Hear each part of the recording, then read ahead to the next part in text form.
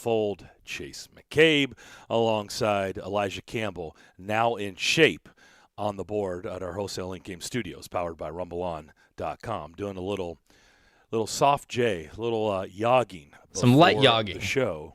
Some light yogging, although, as I talked to him, I said, you sound out of breath. So it sounded like maybe a little bit more than light yogging, maybe some heavy yogging. But he went from point A to point B quickly and back. And here we are. Guys, how we doing? Doing well. Hello, gentlemen.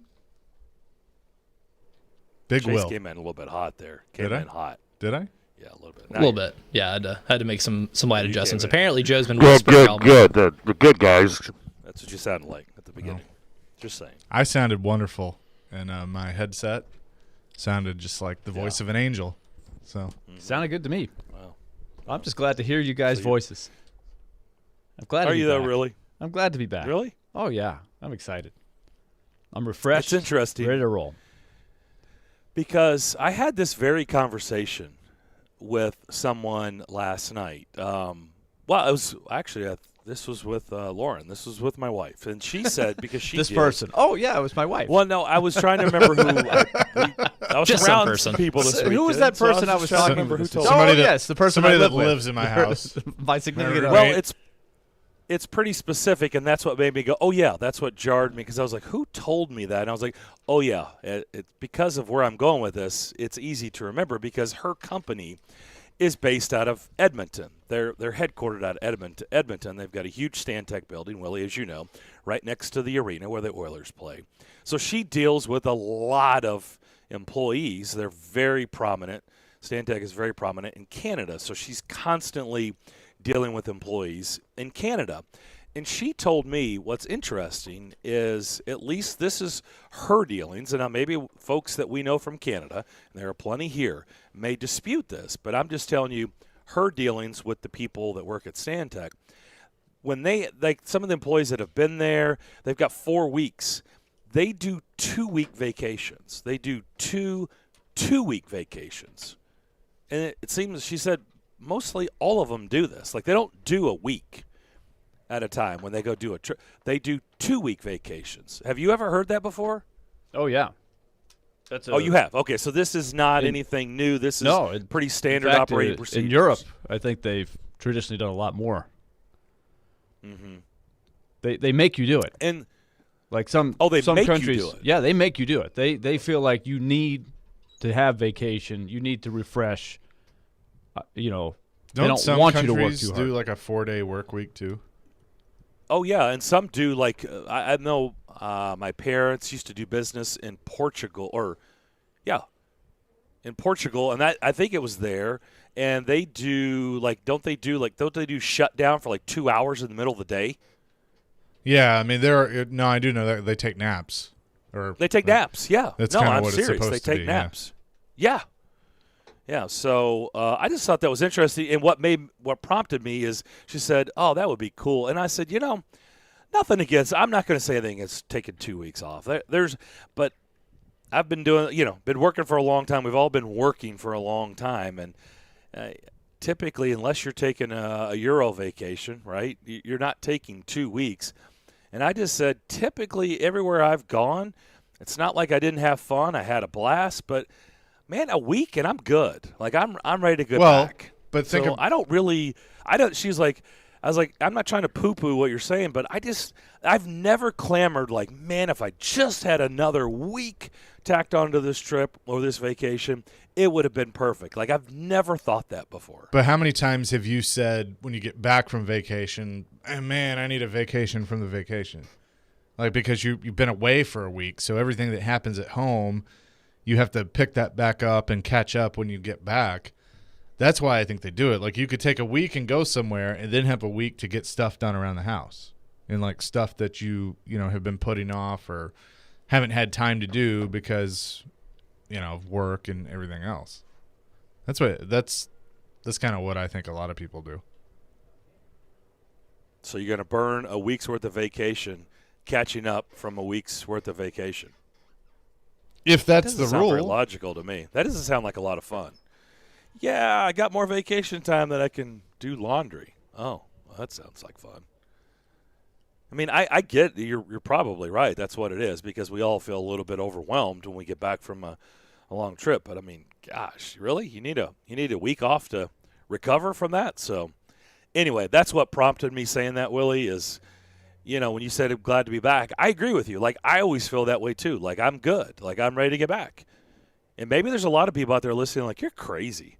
I never feel that way. I always want more. So be it. That's fine. To each his own. I'm just saying I don't ever feel like that. I always feel like a week off. All right, I'm good. Let's get back. Let's get back at it. Let's go. Let's do this.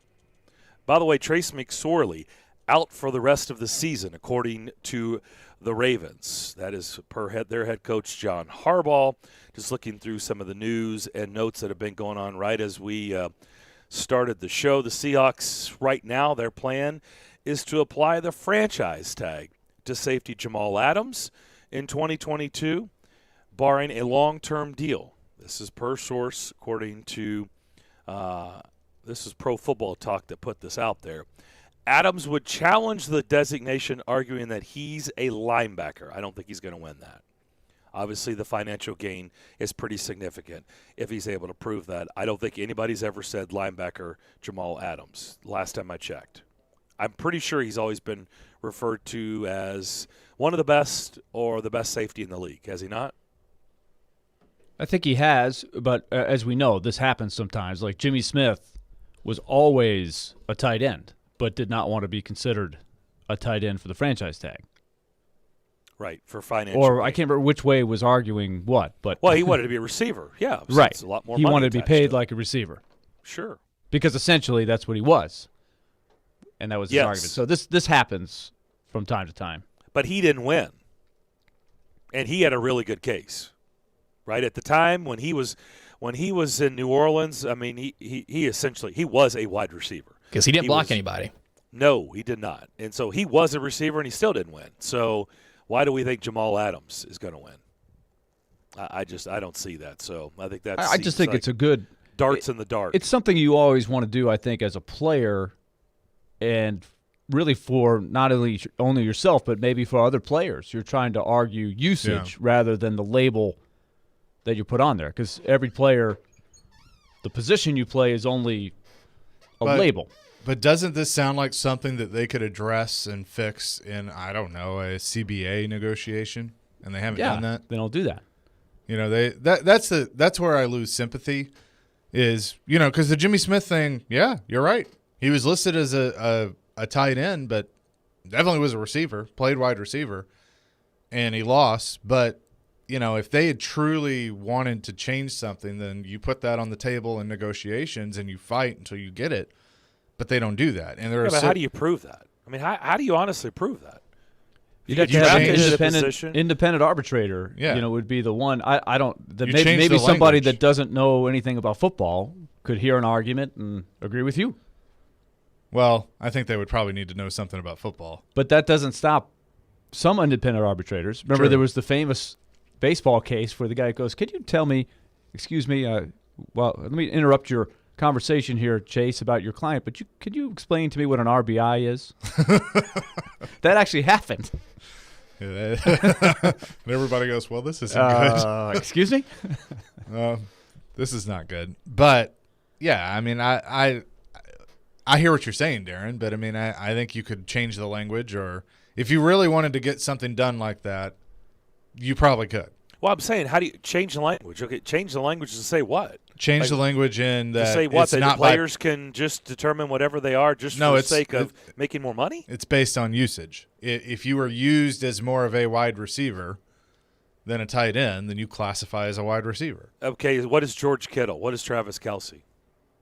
Well, they're used or they are listed as tight ends. But Yeah. Well, George Kittle is a legit blocking two-way tight end. Yeah. Kelsey's a little bit more of a receiver. Kelsey's just Firkser, running down the field. Anthony Firkser free. would be a good example. You could argue he's much used more like a wide receiver Right. than a tight end. Well, it's because that position has evolved so much Yes. that it's gone from There's almost two different types of tight ends. right. You can be a tight end that mostly blocks and hardly ever catches a pass, and then there's the tight end that is mostly a pass catcher. Well, typically the big, gigantic, athletic target is not going to be a blocking tight end. You get the lesser talented guy to be the blocker, right? And George Kittle is the rare exception to these guys. I mean, most of these guys, that's what they were, right? Shannon Sharp and Tony Gonzalez and those guys were special tight ends. Vernon Davis running down the field and catching anything and everything, just like Travis Kelce does, right? But okay, when you say change the language, but what do you? Where do they line up? Well, okay, let's but take what if another. they do line up in a tight end position?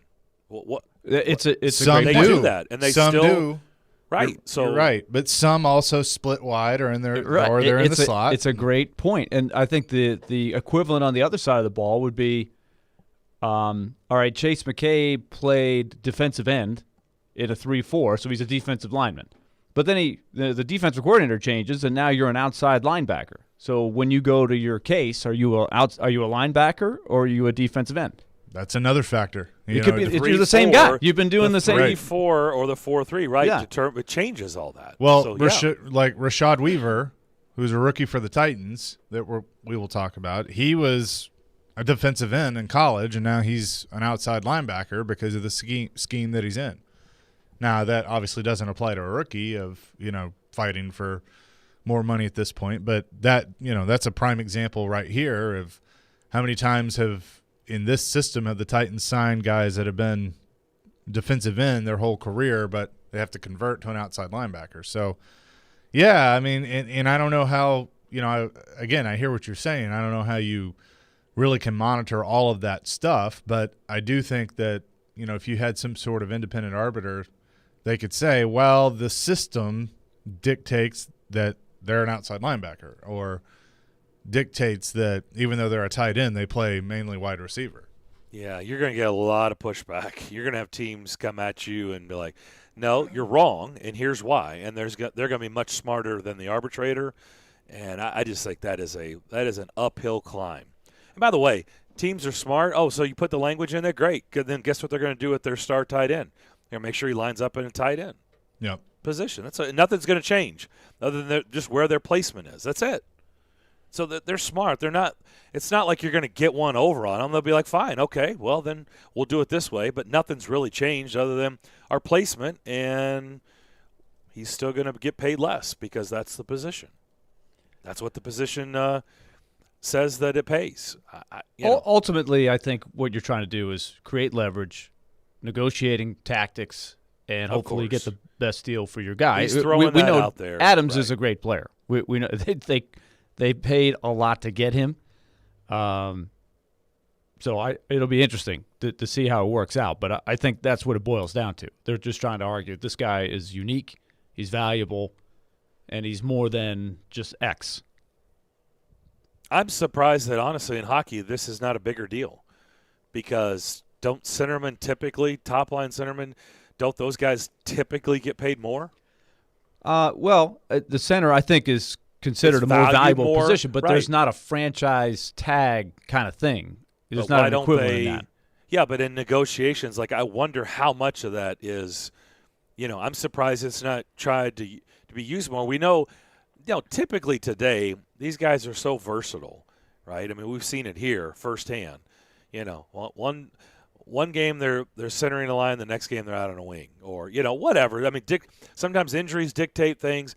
I'm just surprised that they don't make a more heavy emphasis maybe in negotiations of my guy is a centerman, so therefore he should be paid more. And I know the team can counter, but I'm surprised that isn't a real stickler behind the scenes when it comes to the next contract, right? Because we know typically the center position is going to get paid a little bit more.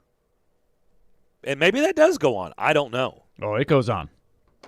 I think the more versatile you are, if you can play center, that's valuable. Take Colton Sissons or Callie Arnquist, but Sissons is a good example. Kyle Granlund, Granlund's a good example too. But you hear this tag a lot for Yarncroke or Sissons at one time or another. Well, geez, what are they doing? He's only a fourth-line center. But we know if you watch that team, there's a lot more than just that with those players because they can be on any given night. They could be on your second line. They could be your third-line center. They can slide to either wing. There's value in that. But it all starts with being able to play center. Yep. Speaking of hockey news, the Minnesota Wild have re-signed Kevin Fiala to a 1-year deal. If you haven't seen it, have a guess. I have seen it, so I'll let Willie then guess. You're out. Willie, what are you doing? What do you I think? saw that they were like $2.5 million apart on their when they submitted to the arbitrator. I think it was like $4 million on one side and $6.5 on the other side, something like that. Is it a multi-year deal? It's a 1-year deal. It's a 1-year deal. Oh, they only went one. Yep, and he'll be arbitration eligible again next year. See, this is why it was tough to part with Fiala, right? Because they control the Wild still control the salary for a good while here. He was so young. I'm just going to say 5.25. Yeah, they basically met in the middle, close. 5.1. 5.1. So Okay. 1 year, 5.1. So they're still reluctant to go with the full commitment, Multi-year. multi-year. Yeah. They're let's go. basically saying, hey, do it again. Do it again. And also remember, they get the break this year on the cap. The Ryan Suter, Zach Parise contract hit for buying them out starts next year. I also this also seems like one, and maybe if you go and look at some other deals, that it's hey, you had a really good season with 56 games. I want to see it again with 82. Yeah. You know, Well, UC Soros, He's you been figured there a that while. probably They was should- part of the. I know, but They should know what they have in Kevin Fiala. I mean, it's not like he's a but it mystery. wasn't great till they made the coaching change either. So there was inconsistency early on. I would have thought there would be a more long-term commitment there. Maybe not 8 years, but I would have thought maybe that you'd buy a couple years of unrestricted Well, free let me- agency. Let me just maybe, throw this maybe out 3 there. or 4. Since we're so privy to that, we know. Maybe he has a change behind the scenes. Oh, I think there's Maybe always a going to be whole lot- issues with I him. mean, do you think that could be in play? My answer is heck yes. 100%. Well, we know that as Alexander Radulov changed his personality, though. I think he has a little bit. You think so? I think his yes, a little bit. I think it feels like when I've heard interviews He's with older. him, I feel like he has changed a lot since he was here. I do. I really do. Without being around him on a daily basis, I feel like he's grown up some. Do I think he's like perfect? No, but I'm saying we know what it was like here. I think he has grown up, and I think he's learned a lot. I do think he's changed his time abroad. He came back. I do think he's different than the 2 stints here. Okay, grown up, I grant you. So there is a certain amount of maturity but there's still the roots of his personality, the way he plays, that haven't really changed. And I would say that's probably the case with Fiala, too. I'm He'll talking drive you about crazy on the ice half the and time. off the ice. The other half the time, you're like, oh, my gosh, this guy's unbelievable. Yeah, but I'm talking about both. I'm talking about on the ice and off the ice. Maybe he hasn't changed much in either category, which, it's when it's good, it's good. But there's also the other stuff. It's like you got to deal with that. And maybe that Well, let's that define hasn't changed off a the lot. ice. It's not like they're getting into a lot of trouble, but it's No, just I kind of didn't that say trouble. locker room presence, right? It's kind well of the documented what we've fog. talked about. Yeah. Being There's a a fog. professional, showing up to meetings on time, doing this. Showing up on the team, playing dress. Just stuff that you expect everybody to do at this level. There was just immature. Yeah. What are we going to do about this guy? This guy's a nut. We talked about the conversations. David Poyle has told us the conversations that he used to have with him early on. And it was like, when the general manager looks at a young professional athlete and says, this meeting is over, basically get out of my office. Like that tells you what kind of meeting that was. Like, okay, we're done here. Get out. And I get it. That's great that he wants to play, and that's great that he wants to, he wants to be an everyday NHLer, but, maybe you got to go through the steps. But I'm just saying there's a lot of stuff that we know. And yes, it wasn't like trouble, like, in trouble with the law or anything like that, or domestic, anything crazy like that. It was more about being a pro. It was more like growing up. It was more stuff like that. Like maybe it hasn't changed a whole lot. Maybe there's hesitation. Like when it's on, it's good. There's a whole lot to like. But there is other stuff, and maybe Minnesota's still a little bit unsure or uneasy with giving him a much longer contract. I don't know. I'm just throwing that out there. Well, I mean, as I was saying, things got better when Dean Evison took over because Dean Evison, as we've mentioned, coached him in Milwaukee, and you may go, all right, that's great. It's kind of like with Granlund here that when John Hines took over, there was a fit, and yes, guys are going to fit certain systems, but if you're an organization and you're thinking in economics and long term, you may think, well, I mean, is Dean Evison the only coach that he can play for? He struggled with Laviolette. He struggled when he got here with Gaudreau, and then and now Dean Evison takes over, and all of a sudden he's good again. So, they could look at it from that angle as well. I don't think anything has ever been in question about Kevin Fiala's talent. I mean, it's never been about that. Like, he is an extremely talented player. He is. He has got loads of talent, and as we know, loads of confidence. That, I don't think loads of confidence is a bad thing. I think it's only bad if you don't channel it the correct way, right? That's the way I look at it. I don't mind a guy being confident. He is full of confidence. That is not an issue with Kevin Fiala. He believes in Kevin Fiala, and that's good. It's just a matter of how do you channel that, how do you direct all of that confidence where it doesn't get in the way of things. So I don't, those things have never been in question, ever, even from the beginning. But it's just other stuff, and that just tells me, without knowing, without being around him on a daily basis, and without being around him in a while, it just tells me maybe Minnesota's still a little bit uncertain on whether they want to attach a long-term deal and be on the hook just in case things they would like to see get a little bit better don't get any better. It's not a horrible plan, right? As we've seen. Being on the hook for many, many years and a lot of money when you're ready to get out is not a good feeling. It's not a good place to be at all. We'll come back. UC Saros, there is news on him. The Titans win their preseason game. We still have a ton to get into here on this Monday on Darren, Daunic, and Chase, ESPN 102.5 The Game.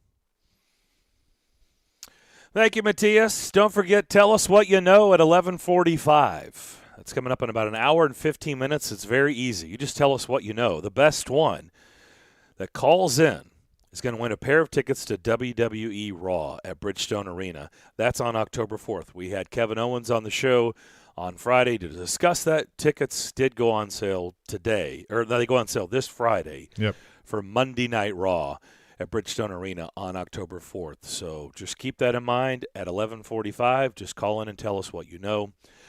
I would have just given those to Adam Vingan as kind of a courtesy of the show for the gift card, but Ryan Porth already gave him a gift card, so he doesn't get the WWE Raw tickets. That's what I would have done if the gift card was still in question, but Ryan Porth already gave him the gift card, so Vingan gets no WWE Raw tickets. 615-737-1025 is our phone number.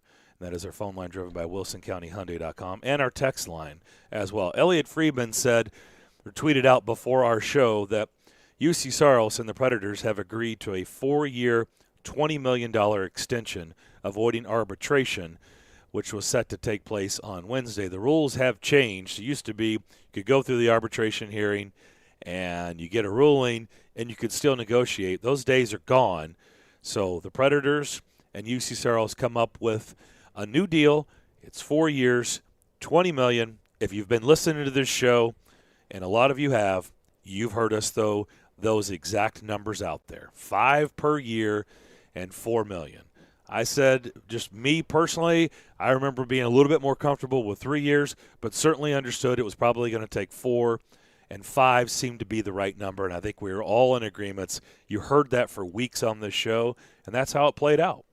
I think we were all around it. I think this is what we basically envisioned. I said it straight up. I was from the beginning saying 4 years, $20 million. That was what that was my happy place, but I also admittedly didn't think they'd get there. I thought that that's what made the most sense. I thought it might be a little bit more just of how some of these other contracts had played out, but it worked out. I think when we had that number swirling around, I don't know, you guys both probably hit on there somewhere. You didn't get much pushback. Yeah, we were all around the it. problem that I was worried about was when Thatcher Demko, and a lot of you are saying, who? Mm-hmm. Exactly, Thatcher Demko. He's a good young goalie that hasn't really done it yet. He got 5 years, $25 million. An extra year at the same price, guaranteed. And then Igor Shesterkin, who's even more of a who. Now, he did a nice thing. He did. But they didn't make the playoffs. The Rangers he's never played in a playoff game, Igor Shesterkin. He got 4 years, 5.6. And those guys were right around the same thing. Right, they're the same age, basically. Maybe a little younger. And so that's what I was concerned about, that could throw a fly in the ointment. But I think we also see a couple of things at work. When there's an arbitration and the time is ticking, I think that works to have both sides say, we really don't want to go there. We really don't want to go into an arbitration hearing, especially when there's a desire to do a long-term deal on both sides. And I think the other thing that always helps the Predators is that in Nashville, your money goes a little further, so there might be a little less incentive to fight for the last dollar when you're the agent. You guys agree with that? I think I think all those things helped the agent not to go there to say, well, hey, my guy's way better than Thatcher Demko. Right. My guy's he's done a lot more than Igor Shesterkin. Who? You know what I'm saying? He could have really fought that and tried to push it, and that could have led to an arbitration hearing where you ended up with a 1-year deal. So I'm glad that they came together, and they got it right. I think we all said that this is about right, and especially in Nashville where your dollar goes a little further, I think it's an excellent contract. Well, and I think it's another example of, you've seen this with, how many times have we thrown out Ekholm's deal or Yossi's first deal before he got the big deal. Ryan Ellis's first deal. Ryan Ellis, they just seem more willing to take the hometown discount or work with the team, make it work for everybody. Even Ellis's second deal, I think if Ellis had gone to market, he probably would have gotten more. Would have gotten more. So I I think Yossi got pretty much what the market value was, but it just shows the willingness to work with the organization, and so that's a good look on Yossi. It's a good look on his representation. And then it's a good look on the Predators because it's fair. It's team friendly, but it's also a fair deal for UC Saros. There was no low balling or anything like that. I think that $5 million per is the right deal for UC Saros at this point in his career. So it works out. You like the juice, eh? That is one of my favorite skits. I don't see where it's team. I mean, I just see it as that's about where it was. I mean, that's the exact number that we were all talking about on the show. I mean, $5 million per year. I mean, it was the years. Like I said, I'd probably be a little bit more comfortable and push for 3, but I realized 3's unrealistic. It's probably going to be 4, but $5 million was the exact number. I mean, I don't know what's great shock or why anybody would be surprised. This is exactly. I mean, we should pat ourselves on the back. I mean, this is dead on what we were saying for weeks. So I don't view it as team friendly. I don't view it as hometown discount. I view it as this is exactly what we were talking about. So I don't view it one way or the other than this seems just fair for both sides. It seems like the right number. It seems like the right year and the right number. I also think it lines up for Saros at the end of 4 years. If he's what I think we all think he can be, which, albeit he hasn't done yet, right? We don't know if he can do it year after year in an 82-game schedule and win playoff series. That's yet to be determined. But if he can prove that over 4 years, he sets himself up at age 30 to be in line for another good contract, maybe for more money. He's going to come and be an unrestricted free agent. Still, as we know, I mean, the best goalies can go well into their 30s. I think it'd stay at the top level. Pekka Rinne certainly did. And it also, for the Predators, lines up with Yaroslav Askarov, who they, you don't use a first-round pick on a goalie if you didn't think he was pretty special. And he, by all accounts, is a pretty special talent. And now you've got 4 years to allow him to develop and then assess where he is at age. He'll only be 22 or 23 when Saros and that contract comes up. So the timeline, you can see it working from both sides. Yeah, Pekka. Just looking back at Pekka's history, before the 2010-2011 season, he signed a 2-year extension that was 3.4 per year. Then he signed the big one, the 7 for 7. That was his major contract, yes. And then he had a 2-year. His last contract was 2-year, $5 million. Then he retired. So I couldn't remember. I knew there was a. Do you call 2 years a bridge deal? I mean, it was. That's basically what it was. Saros' last deal? No, Pekka's. I was trying to remember the timeline of kind of how things went with Pekka. Yeah. Well, remember too, Pekka was such a late bloomer. Right. He wasn't drafted until he was a little bit older, and then he spent 3 full years in Milwaukee. So he was an older goalie when he signed that first deal, and then became the franchise guy and got at the time, one of the richest contracts for a goalie, and it was well deserved, and they got great value out of that contract. Sure. And he was worth every penny of that. Well, which doesn't always happen. Darren, you're always one that's always throwing up the caution flag when a guy signs a 7-year deal. There's one that worked. Sure, no doubt. It was a great deal. But I just look at. I know, Darren, you're dead on right. When you look at this in a vacuum, this is exactly what it should have been. But Thatcher Demko, here are his numbers last year. He got 5 years at $5 million. 16, 18, and 1 for a team that didn't make the playoffs. 9.15 save percentage. Goals saved by the average was good. I mean, it was kind of a bad team that was sort of a train wreck, but that guy gets 5 years, $25 million. Look at UC Saros outperforms him year after year. He's done it for longer. Right. And how many times have you heard me say, and if I was a general manager, I would never negotiate off somebody else's bad deals or somebody else's deals. Like, well, that's the I thing. have no interest I think in that's the trap that other teams fall into. Right, but that's their problem. It's not right, because they David fall Poile into and the it. Predators. They allow it. They're doing the right thing. Bad organizations are bad for a reason. Bad general managers are bad for a reason. And it doesn't work out because they weren't very good at their job. And overpaying players and going off what other people do is a horrible way to negotiate. And you know, especially if, just because somebody got paid something. Who cares? That's them. That's their deal. I'm not paying you according to what they did. We believe they overpaid. We would have never given that contract to them. That's what I would say to the agent. I have no interest in that contract. You can use that as a gauge. We don't use that as a gauge.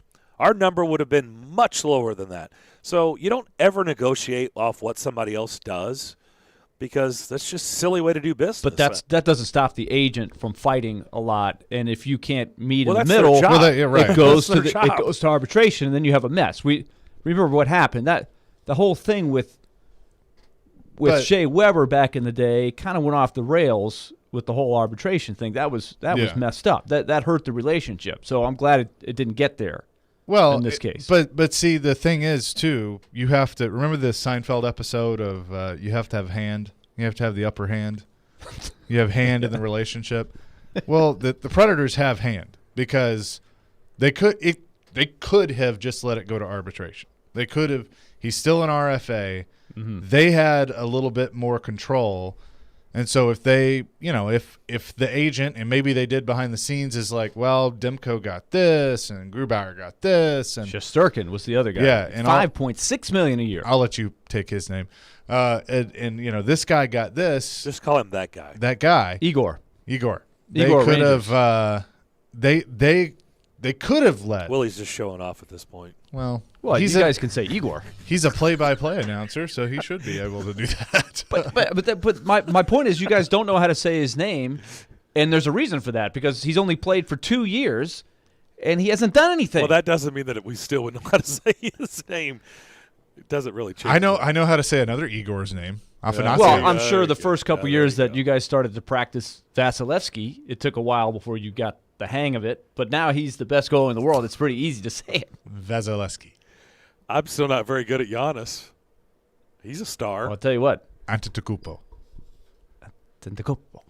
You left out a tet in there. Yeah. Did I? On Tetakumpo. Hey, let's go to our Antetokounmpo. NBA desk. Elijah, what do you It's say? tough. That one. What say you? Okay. Giannis Antetokounmpo. Antetokounmpo. There you go. Antetokounmpo.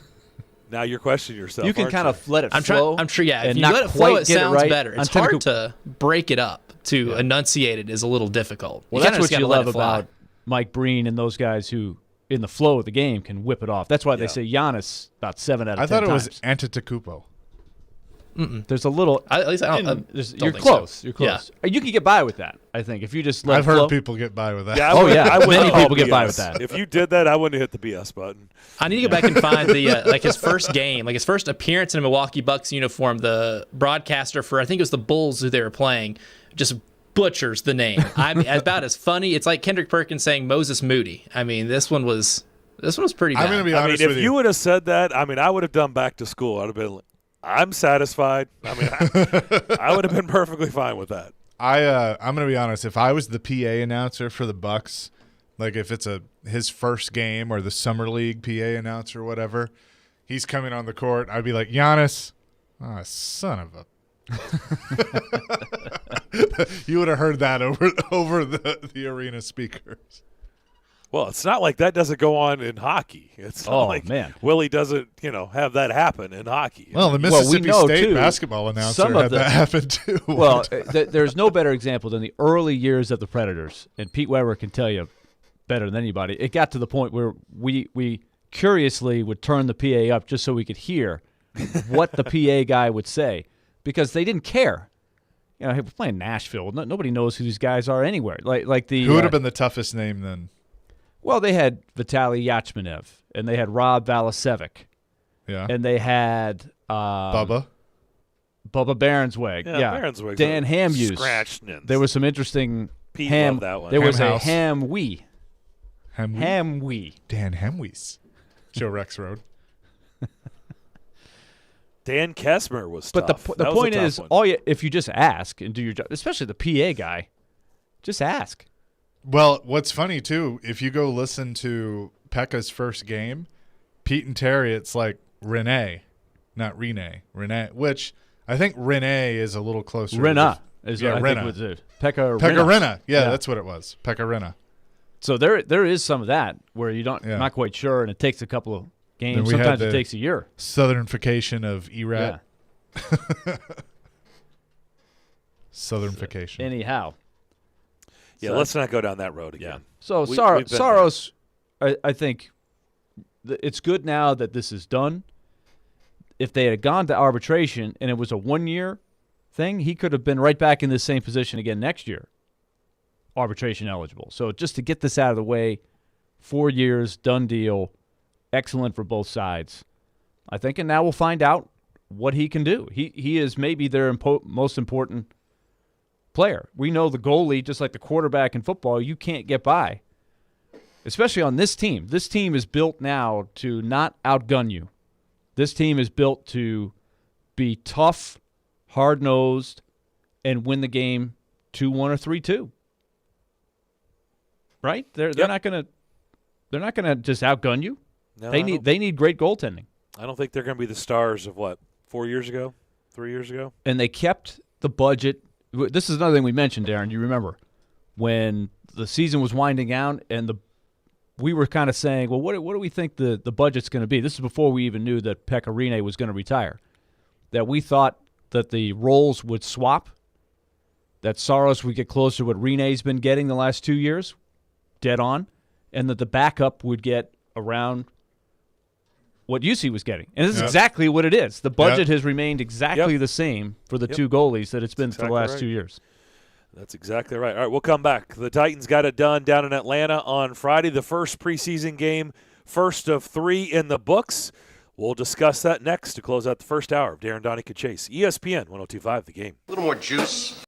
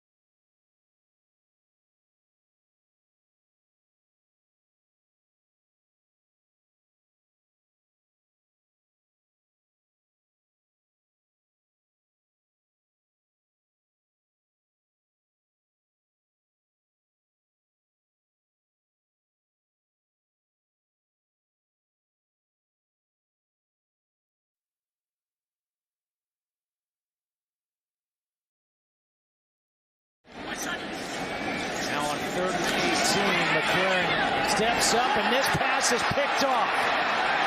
David Long. There you go, David Long with the INT. Titans get it done, 23-3 in their first preseason game. They're going all the way. This is it. They may go undefeated. They looked that good. It's going to be special. Get on the bandwagon now. It's going to be a ride all the way to the Super Bowl. Those are my thoughts. After the first Logan preseason Woodside, game. drafting him for my fantasy team. Oh, my goodness. Willie, you and I, we're getting Logan Woodside. We're going to jump on that. Get on it. I've already ordered my Chester Rogers jersey. Can you feel it? Can you feel it? Yeah, you can. 23-3 over the Falcons. Now they head down to Tampa to beat up on the Super Bowl champs this week at practice on Wednesday and Thursday, and then beat them on Saturday because they're probably not going to lose a game this year. It's going to be a very special year. Super Bowl-bound Titans off and running. What did you guys make of Friday? Yeah, you guys know me. I don't like to overdo it with the first preseason game. Even you if think they I'm look overdoing terrible, even if they look terrible. I honestly didn't recognize any names from the Falcons. If I didn't know A.J. McCarron from college, I might have been shut out. You don't know Felipe Franks? You know Felipe Franks. Felipe Franks is a good one, yes. He played on 6 SEC teams. He did. He took a tour of the league. You know what I'm saying, though? It's like what is he, 25 years old? He's got to be, right? So it was interesting for me. I was on vacation still, so I didn't get to see the game live, but I saw all of the chatter on Twitter. Then I came back home and watched the game. So already knowing who supposedly was playing well, and it pretty much lined up with what I saw. I think we're all intrigued with the defensive linemen. Well, Rashad Weaver is the one that stands out the most. He probably had the biggest standout game in terms of eye-popping plays at a position they desperately need plays like that from. And we all know what's looming for him, too, which we hear almost nothing about. Well, that's the thing. I don't know if we truly know what is looming. I mean, we're not going to know anything until October, right? Yeah, the NFL said in mid-July that they're still investigating, which is code for, hey, we're waiting for the legal process to play out, and his hearing isn't scheduled until October 3rd. Now, and that's just a hearing. With what it may not be resolved. With what he's been accused of, the NFL has acted before there's legal resolution before. Yes. So are they going to come out before the season and say he's suspended for the first 4 games, or I don't see it, or what have you? I don't see it. Depends on what the investigation would reveal. If they're really investigating, then right. There are some times where they find things. Yeah, I mean, and so I'm with you, Darren. I kind of think they're going to wait until October 3rd, which is a Tuesday, so that's the off day. But that means he'd be available for the first part of the season. And there was no question in my mind whether he was going to be on the roster or not. He's a 4th-round pick, so knew that was going to happen. But he stood out. Now, does he continue to stand out? You know, I want to see him in practice against Tampa this week because the teams are going to be practicing together. What does he look like against a better offensive line? Because I guess the general thought is the second preseason game is the dress rehearsal, so you'll at least see most of the starters. I know there's some with the Titans that probably still won't play, but I got to see that. You know, it's one preseason game, but he certainly was the guy that got the game ball Friday night with the way he played. He was all around the quarterback. I think, too, just his athleticism, you know, long arms, you know, looks like he's got good quickness. He looks like a prospect. And I didn't know what I was going to expect. I mean, I didn't watch him in college or anything like that. You hear about him, but he definitely popped. There's no question. So I think that's not nothing. It's a start. As you said, we got to build on that. Another thing I think about a lot is, you know, who did we hear about probably more than any wide receiver of the no-name receivers? Marcus Johnson, right? You heard him a lot. He's catching passes in practice. And then here you get to the first game, and he really doesn't show up at all. But I don't know if that's just He didn't play that long He either. didn't play much. Yeah. And so we have to keep that in mind. I think there were some guys that they earned the spot to get play targeted, did early. he? Well, they earned the spot of being able to start with the starters, but then the starters get taken out, and they didn't get any passes, but that's not anything against them, right? Yeah, Where somebody I comes took- in the second half and catches 3 or 4 passes, Right. he didn't earn the start. He's backing up, but he got the production in the game. So you have to weigh that. But to me, that just told me this guy is Yeah. firmly on this roster. That's what Yeah. it told me. Like they don't need to see him in preseason in this preseason game. He's on the roster. That's what it told me. I could be wrong, but Yeah. I don't know how. I don't know how he's shined in camp so far. He basically didn't even play. So that tells me they don't need to see anymore. They believe in Marcus Johnson. They're not going to risk him getting hurt. He's on this roster. I mean, you can go on and add him to that wide receiver list that we've been trying to figure out. He's how on many they're mine. going to carry. That's a good, but see, that's the point I think I'm making is there's a tendency to gravitate towards who has the stats in the preseason game. Here's another one I thought of, like Darrington Evans. That first run of the game, before he gets hurt, I'm like, whoa, now there's the guy that I've seen flash. That's exactly what I saw late in the season last year when he got in there. Great one plant, sticks the foot in the ground, cuts hard, really explosive through the hole. I love it. And then he gets hurt, and who ends up getting all the carries is this guy out of nowhere from Iowa, this little guy. Sergeant. Yeah. And so where does he fit into the mix? I don't know. He's the guy that gets all the carries, but there's been plenty of guys who get a lot of preseason carries that Right. end up not being in the plan. So, but he looks like he may have, just based on where he came in, maybe certainly ahead of McNichols, who was the guy who got to end up playing a lot last year. I don't know if I You don't go think that so? far. I don't know. Brian Hill may be the. But well, what did he? Brian Hill didn't do any. He came he's in the late. He's That's the what I'm odd saying. man He out. may be the odd man out. Yeah. So right now, I have 3 running backs plus Blasingame as the fullback, so 4 total. And Sargent got my attention. I know people that were talking about, they've been at practice that were talking about the game before the game. Were saying, "Hey, watch out for Sargent. He's going to be exciting. He's flashy. He's fast."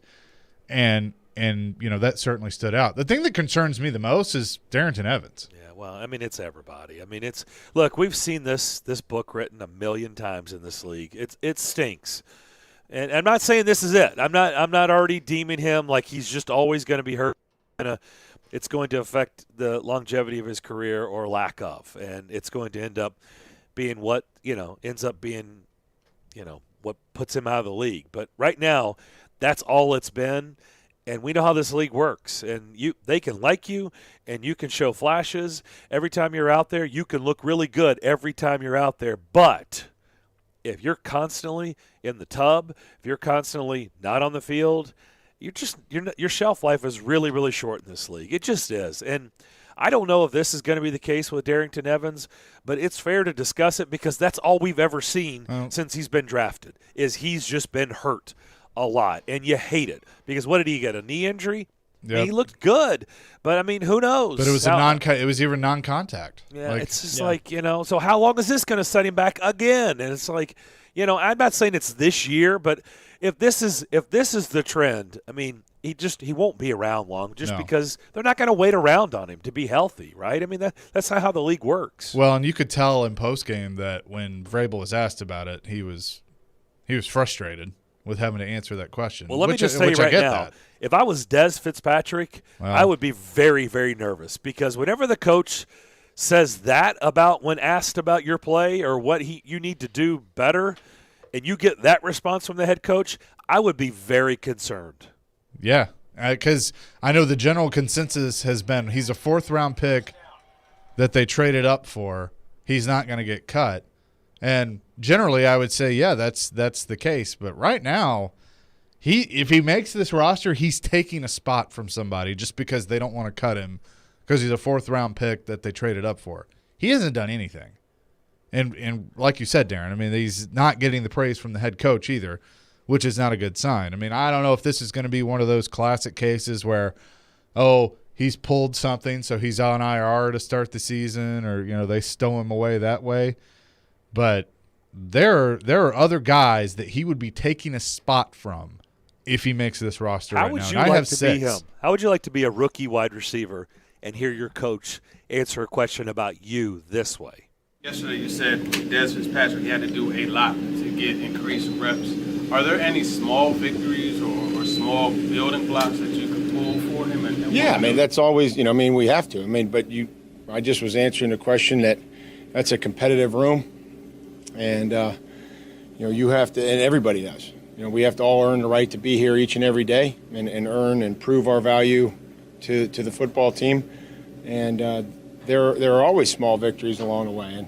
And, whether that's, getting in there and blocking and being positive in blocking. And, we didn't throw the ball much, in the second half. So it wasn't like. That's not the clip. That's not the clip. The clip is, what does he need to do to get – and Mike Vrabel just looks right at – I can't remember who asked it and just said, he's got to do a lot. Oh, yeah, more. but that's how Teron was asking the question based on that answer. Because it was a very short answer. So that was the follow-up to – that was the follow-up yesterday. Because he did not say other than – Yeah, the one you're talking about is after the game. Yes, right after the game. Yeah. He's like, he's got to show a lot more and didn't say another word. Right. Right. And I was then like, he paused for yikes. 3 or 4 seconds and then came back and was like, he's got to do more. I mean, he just, he felt like he had to say something else. Right. So that was what Teron was asking about after practice yesterday. But I think what's shaping up is a lot of these no-name guys that are fighting for a spot as a 4th, 5th, 6th guy who plays some special teams. They like what they're seeing from those guys. 4th? I kind of think the 3rd wide receiver is up for grabs right now. Because I'm going to be honest with you guys. In practice and in preseason, I haven't seen much out of Josh Reynolds yet. I think that 3rd spot's up for grabs. Okay, looks a little slow, I'll is that buy what you're that. saying? But Josh Reynolds Yes. is going to be on the team. He's going to start with a chance to take that spot. Who else would be number 3? Marcus Johnson? All right, Marcus well, Johnson. let's We'll ask continue TD. this on the other side. We'll talk with TD to begin the second hour next.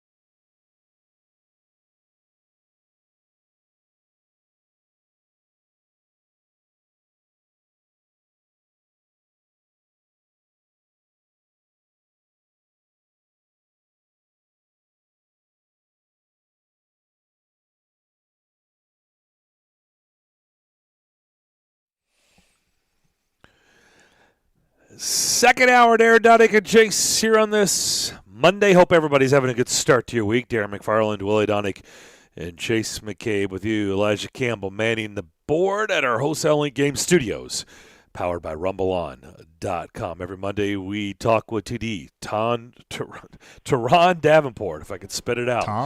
Tom or Teron. Presented by Freedom Tire Guys. Hey, Tom. See if I can at least get the sponsor correct. Nashville's premier mobile tire company. Online at freedomtireguys.com. I think the most intriguing position, and we talked about this with you last week, but as more guys kind of jump in the mix and get an opportunity to shine, and I realize that, and this is what John Robinson's been preaching since he became the general manager. He was going to create urgency at every position. He was going to create competition. The wide receiver room is very intriguing because I think whether some teams carry 5, we don't believe that'll be the case here. Some could you really go all the way to 8? I mean, what is going to be the magic number with what this team carries at that position, in your opinion? Well, I think the magic number is going to be 7. That's 7. going to be where they end up, in my opinion, and it's really interesting because how it plays out. You have your obvious ones, Julio Jones and A.J. Brown, right? And then you have your likely candidates, Josh Reynolds, Des Fitzpatrick.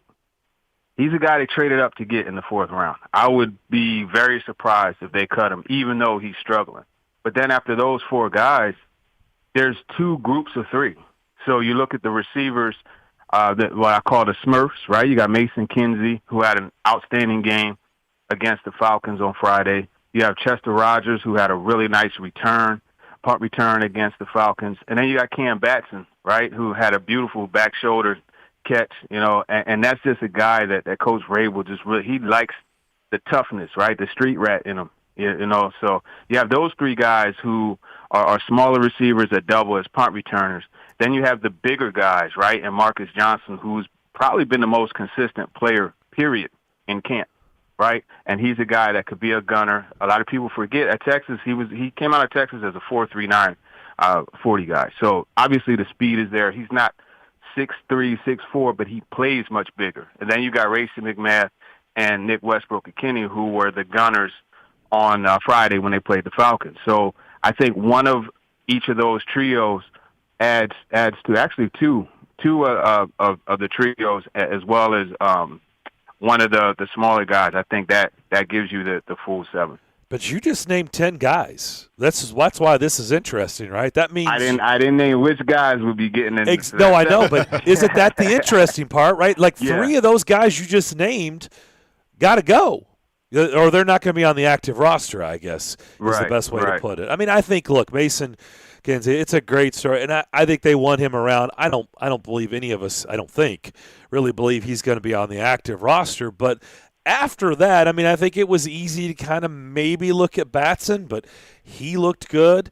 And you got 2 rookies in there. You got Nick Westbrook-Ikhine. I mean, it's like, okay, if you agree with me on Mason Kinsey, they keep him around, but he's not in the mix. That whittles it down to 9. But how about whittling 2 more out of that? It's going to be tough. Well, here's how I look at it. I think they're going to push Westbrook-Ikhine to the practice squad. Okay. And Mason Kinsey as well. I got, outside of the 4 that I mentioned, I got Racey McMath, Marcus Johnson, and Chester Rogers making the roster. And Chester Rogers, he's first up in practice, right, on punt return. You saw him actually be the first guy in the game on punt return. Marcus Johnson, you saw him working with the first group on Friday against the Falcons. So that's the way I look at it. And McMath is just, he had a fire start to camp, but he kind of faded away a bit. At the same time, that size and speed is ideal for the gunner position. So he's someone that I know that they're looking at from that perspective, and he's a developmental guy down the road. Now, you could always have a mystery injury for Des Fitzpatrick and he get placed on IR. That's always something that could happen. But I don't think that they would be able to release him and pass him to the practice squad because there were other teams interested in him. So I don't think that he would clear waivers. So you have him on. I have 6, and I have him on, but he's taking somebody's spot. Is how I look at it. Yeah, he would be taking, whether it's Cam Batson or it could be any of those guys. Cam Batson, it could be Westbrook McKinney, but it's just the fact that they traded up to get him, as well as actually picking him in the fourth round. Like I don't think that they would release him, and I think it would be early to cut ties anyway, because this receiver position, it's so different now. Right, whereas it used to be like you gave a guy 2-3 years before you expected him to really come in and have an impact. But guys like Odell Beckham Jr., right, Kelvin Benjamin his rookie year, Brandon Cooks, all these types, like they had really good rookie years, and then Amari Cooper, and now all of a sudden is A.J. Brown. You look at his rookie year, it's like hey, you got to be impactful right away, and not all guys are built to do that. Are you concerned at all? Or do you think they're concerned at all with Josh Reynolds? I don't think they are concerned with Josh Reynolds. And he's gradually just getting better. There was a point where he did lack explosiveness, and you didn't see him moving around the cones and those type of things as quickly as you may have expected. And he was working through something, right? And he was, because he missed a good, 4 practices. And he was on the side working on the stationary bike and the, I don't know what the other apparatus is called, but long story short, he was working on the side. So it was very clear that he was going through something, not sure exactly what it was. And this is kind of where I have a problem with the way the Titans approach injuries, right? Because I think if we knew, okay, you know what, the guy has a hamstring problem, the guy has an ankle problem, the guy has a whatever problem, we could say, okay, now we understand. You know what I mean? And then the confusion that came about last week could have been avoided. Teron, we have been talking about that on this show for many, many years. Teams, and it's not just a Titans thing, and not just an NFL thing. Like sports franchises do a real disservice to the players when they hide their injuries, because, people question them and they don't realize what's really going on. And the players got to answer to questions that he can't reveal what's really going on. And we've been talking about that for years. It's not fair to the player. Yeah, it isn't fair to the player, but it's unfortunate. I like how the Eagles, with Doug Peterson, where he will tell you, because his pressures will be before practice, and he'll be like, hey, Jordan Hicks, he's not going to practice today. He's dealing with the knee. Right away. So then there's no confusion, and everything is taken care of. I don't understand the secretive part of it. You look at the Adoree Jackson situation last year. I mean, we all were like, okay, what the heck is wrong with this dude? Yep. You look at Christian Fulton, like he had an injury that he never even heard of. You know what I mean? Yep. So he couldn't even, if he wanted to tell you what it was, he couldn't, because he didn't really know what it was himself. So it's crazy. That's one area where they could get better. But overall, I think they've done an excellent job with us, the media. The running back room is also going to get a little tricky, I think. So McNichols, we know they like. Here comes this Sargent kid that we've heard about. Like, hey, you're going to like this guy, this young man. And he looked good. It's a preseason game. And then you've got Brian Hill, who they brought over from the Falcons. I'm going to leave Darrington Evans out of this because I still think it's too early. He's going to have to get healthy, or his window is going to start closing. I mean, they're just not going to wait around forever on him. But how about those three? How do you see that playing out with Hill, McNichols, and Sargent? Yeah, as much as I like Sargent's urgency, right, and the way he plays, I don't think that he makes the roster. He did step in a big-time way, when Evans went down. He stepped in and he did his thing, and he's been getting pretty significant reps in practice, working with, those guys on the earlier groups. So that's something to note. But Brian Hill, to me, like, he comes across as a jag, right? Just a guy, and I think you could find those types all over. However, Jeremy McNichols, I think, is the best of those three, because I know they trust him very much in pass pro, right, on those third down situations. He could catch the ball out of the backfield. He's a solid back, and I think he's someone that will make the roster regardless of what Darrington Evans, his situation is. I have him keeping, obviously, Henry, Evans, McNichols, and then you have Kari Blossomgame. That's what I have too. Teron Davenport is with us. So, Teron, this again, we're not going to get information on this. I loved the first play of the game, the first run by Evans. I said to myself, now that is what they saw, right? Explosion, good pop, great cut.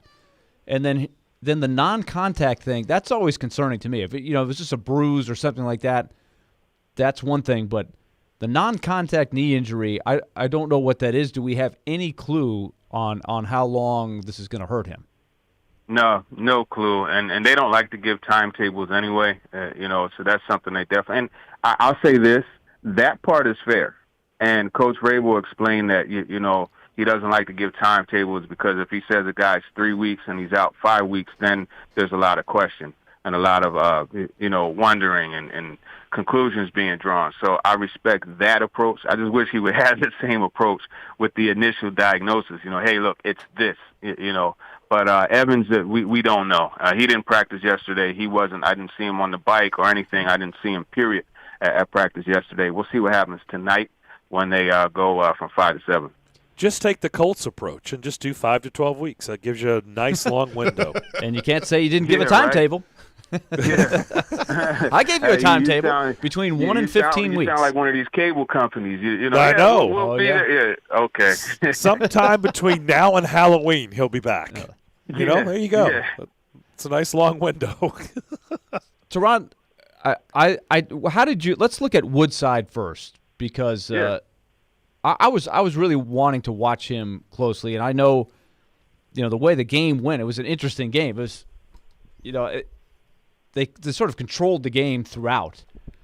There was even speculation from the announcers that they didn't even try to pick up a first down because they wanted to see the kickers kick. I don't know if I buy that theory or not. I would have liked to have seen Woodside challenge himself a little more and try to show what he can do throwing the ball down the field. He was very content to throw the short passes.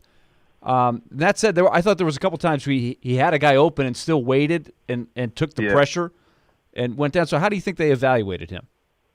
Yeah, there was one where he had Racy McMath open deep, and there was one Marcus Johnson was open on a corner route as well. But that's Logan Woodside, right? He's a calculated quarterback. He's not going to take too many deep shots. He's going to it's death by 1,000 paper cuts. That's the way he works, and I will give him credit. He had a nice that back shoulder, showed a lot of trust in Cam Batson to go get that ball. The one across the middle to Mason Kinsey on third down. Like, those are the times where you have to deliver. Like, that's where you see a quarterback's worth in those third down situations. And he delivered very nicely to Kinsey on that one.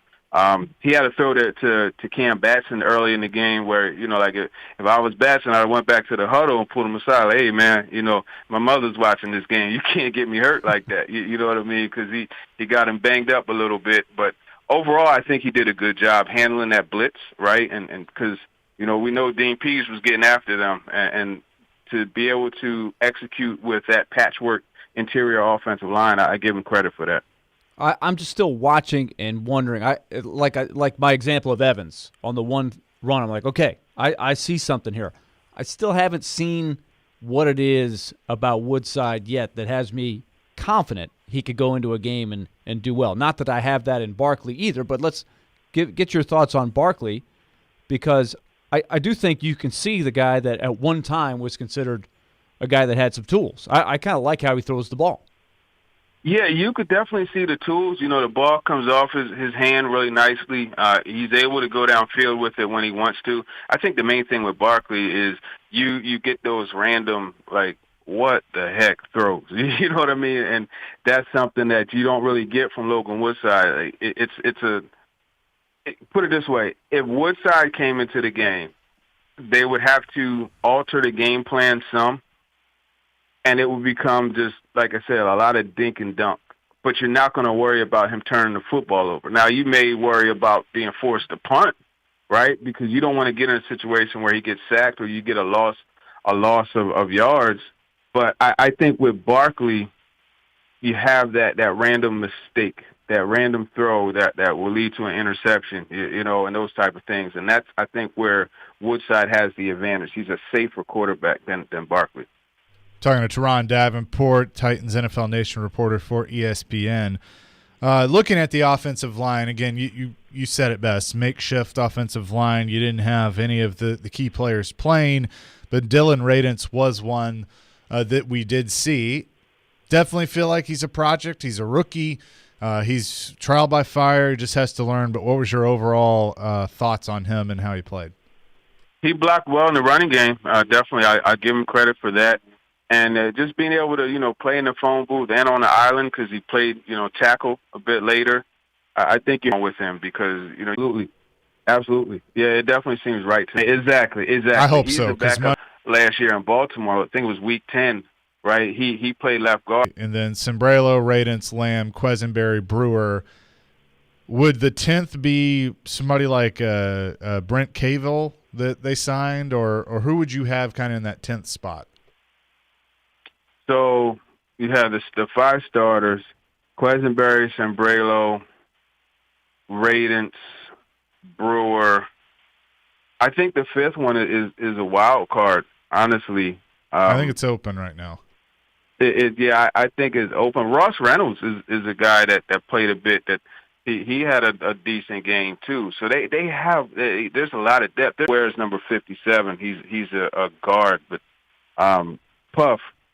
He pointed him out to me yesterday, and I was looking at him, and I was like, wow, that is a monster of a man, and he moves well, too. So I'm going to watch him a little bit more.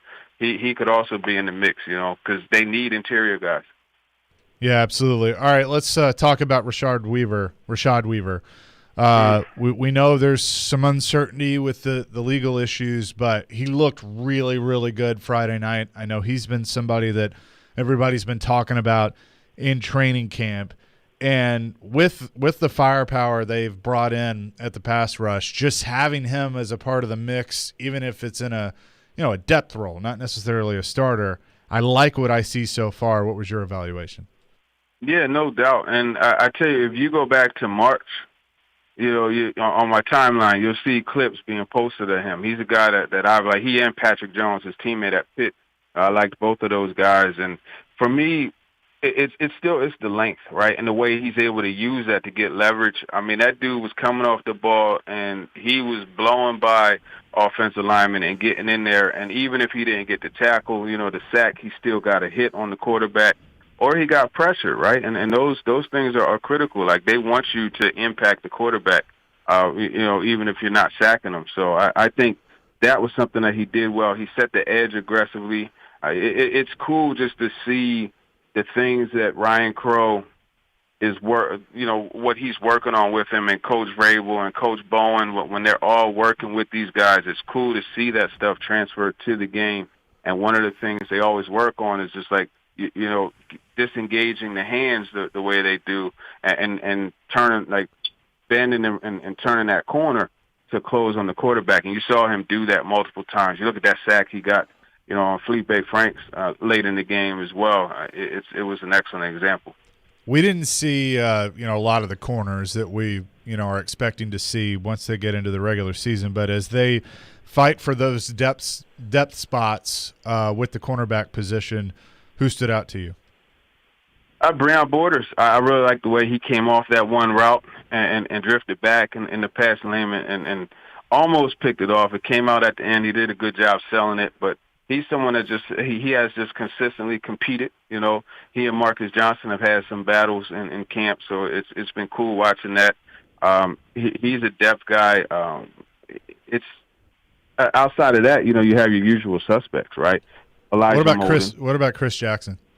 Oh, Chris Jackson he's another one of those usual suspects, man. He is you saw him in the game working a lot at nickel, right? So that's kind of where he's kind of landed himself.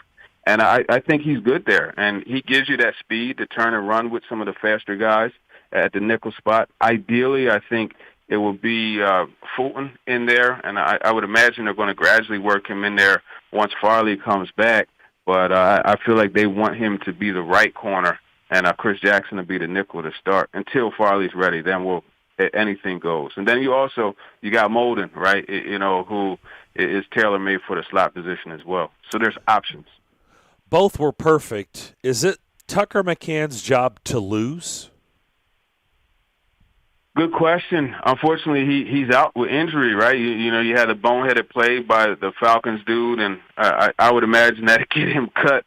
Making a mistake like that, running to the kicker, but it resulted in an injury, and I don't know, the extent. I don't know when he's going to be back. He didn't practice yesterday. We'll see what happens tonight.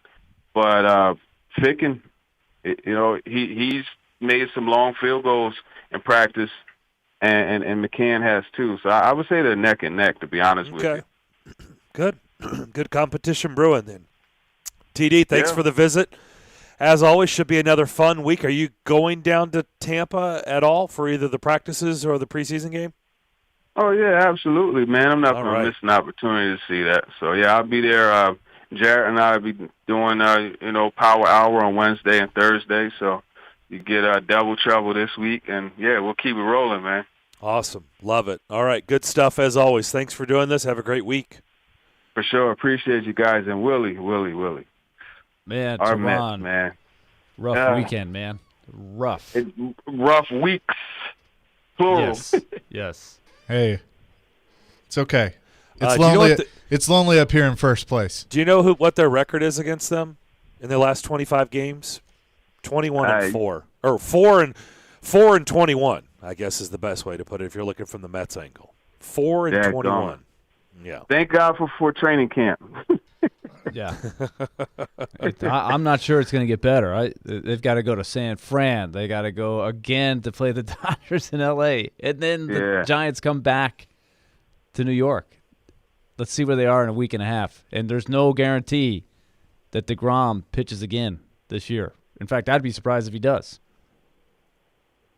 Oh, bad things, man. Bad things. You chose to go there at the end. Yeah. You chose to end on a big, big downer. Note. So yeah, listen, you have to balance it, man. Like all these last couple months, what did I do? I got on here and said go Mets and all that good stuff. So I gotta take the good and offer the bad too, man. It's the way it works. All right, TD, good stuff as always. Have a great week. Teron Davenport every Monday, presented by Freedom Tire Guys, Nashville's premier mobile tire company, online at freedomtireguys.com. And indeed, he will be down in Tampa. The Titans will be practicing Wednesday and Thursday against the defending Super Bowl champs, and then preseason game number 2 on Saturday. We'll come back. More to discuss on the other side here on the DDC, ESPN 102.5 The Game.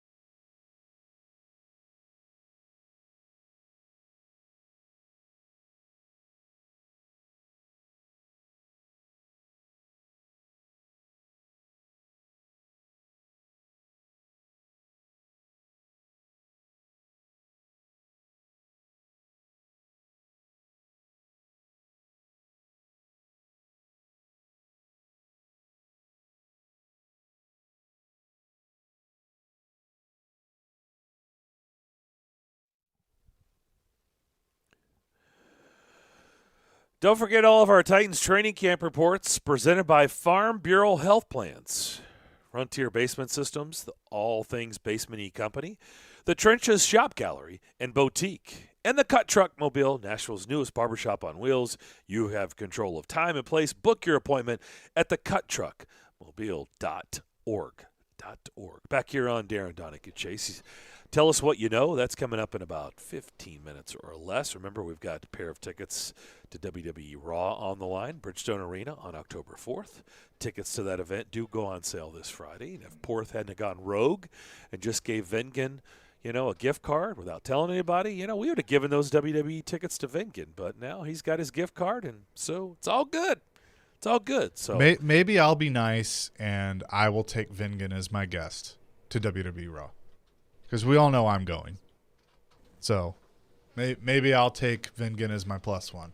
Just as like a congratulatory, you're a dad now present. Okay. All righty. Well, I'm sure you guys will have fun if that's the case. We will. So, biggest takeaway from Friday's preseason game was what? If you had to say one, I know there's a lot of takeaways, but if you're just going with one, Willie, where are you starting? We'll all try to do something different. How about that? So you lead it.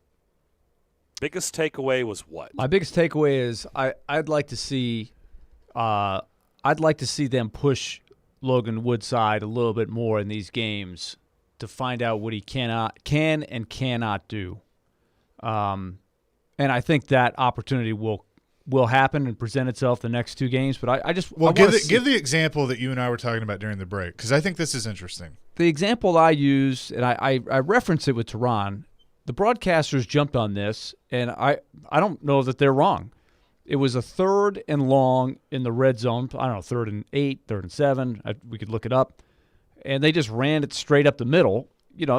I'm sure they thought there was a chance they could pop the run. But that's an example of – and Charles Davis immediately jumped in, and I think they all agreed that they were looking forward to maybe getting those guys out there to kick a field goal. Vrabel wanted to see the field goal. I guess there's an argument for that, but I want to see Logan Woodside complete passes in the red zone.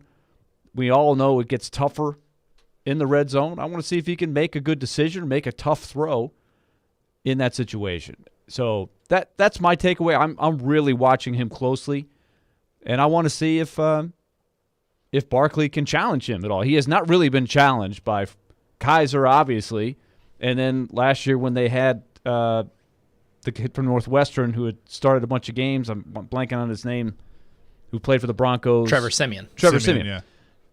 Yeah. To Woodside's credit, he's beaten these guys in competition to this point, and he's likely going to beat Barkley. But I just want to see him do it a little bit more. He's the backup right now for sure. I hear what you're saying on that, but I think it's more important at this point because Woodside's been the backup. He's been in camp in the organization for a couple of years now. I think they have a better idea of what that looks like in the red zone than they're trying to figure out the kicker, and it makes more sense to figure the kicker out now, get that competition settled now, so you don't have to worry about it later on. I thought the way that McCann kicked Friday night and how his consistency has gone up in camp, that he's won the job. The question now is the health, the injury, and that was none of his doing. It was a dumb play, and he ends up getting hurt. And so now you got to kind of start all over or see how long he's going to be out. But I don't disagree with Vrabel on that decision at all. That's what they were doing. Right. I said it as soon as I watched it, I was like, wait, why are they – oh, he wants the field goal. He wants to see the field goal. I just think that the field goals will naturally come up. But there's no guarantee they would have gone in and scored a touchdown, even if they tried to complete a pass there. But where they were on the field, that's where you can get a good evaluation. It's still a pretty easy field goal, though, if he's missing that. And like I said, I understand. You want to see how Woodside operates in the red zone, can he convert. But I also think you'll have more opportunities to do that too. So I don't disagree with him. Thing that stood out to me, it's something that the Titans haven't had in a very long time. That was a punt return. I mean, yes, there was a good punt return. Chester Rogers with that punt return got me pretty excited because I was like, they haven't had this in a while. Now it's a preseason game. I get all that, whatever.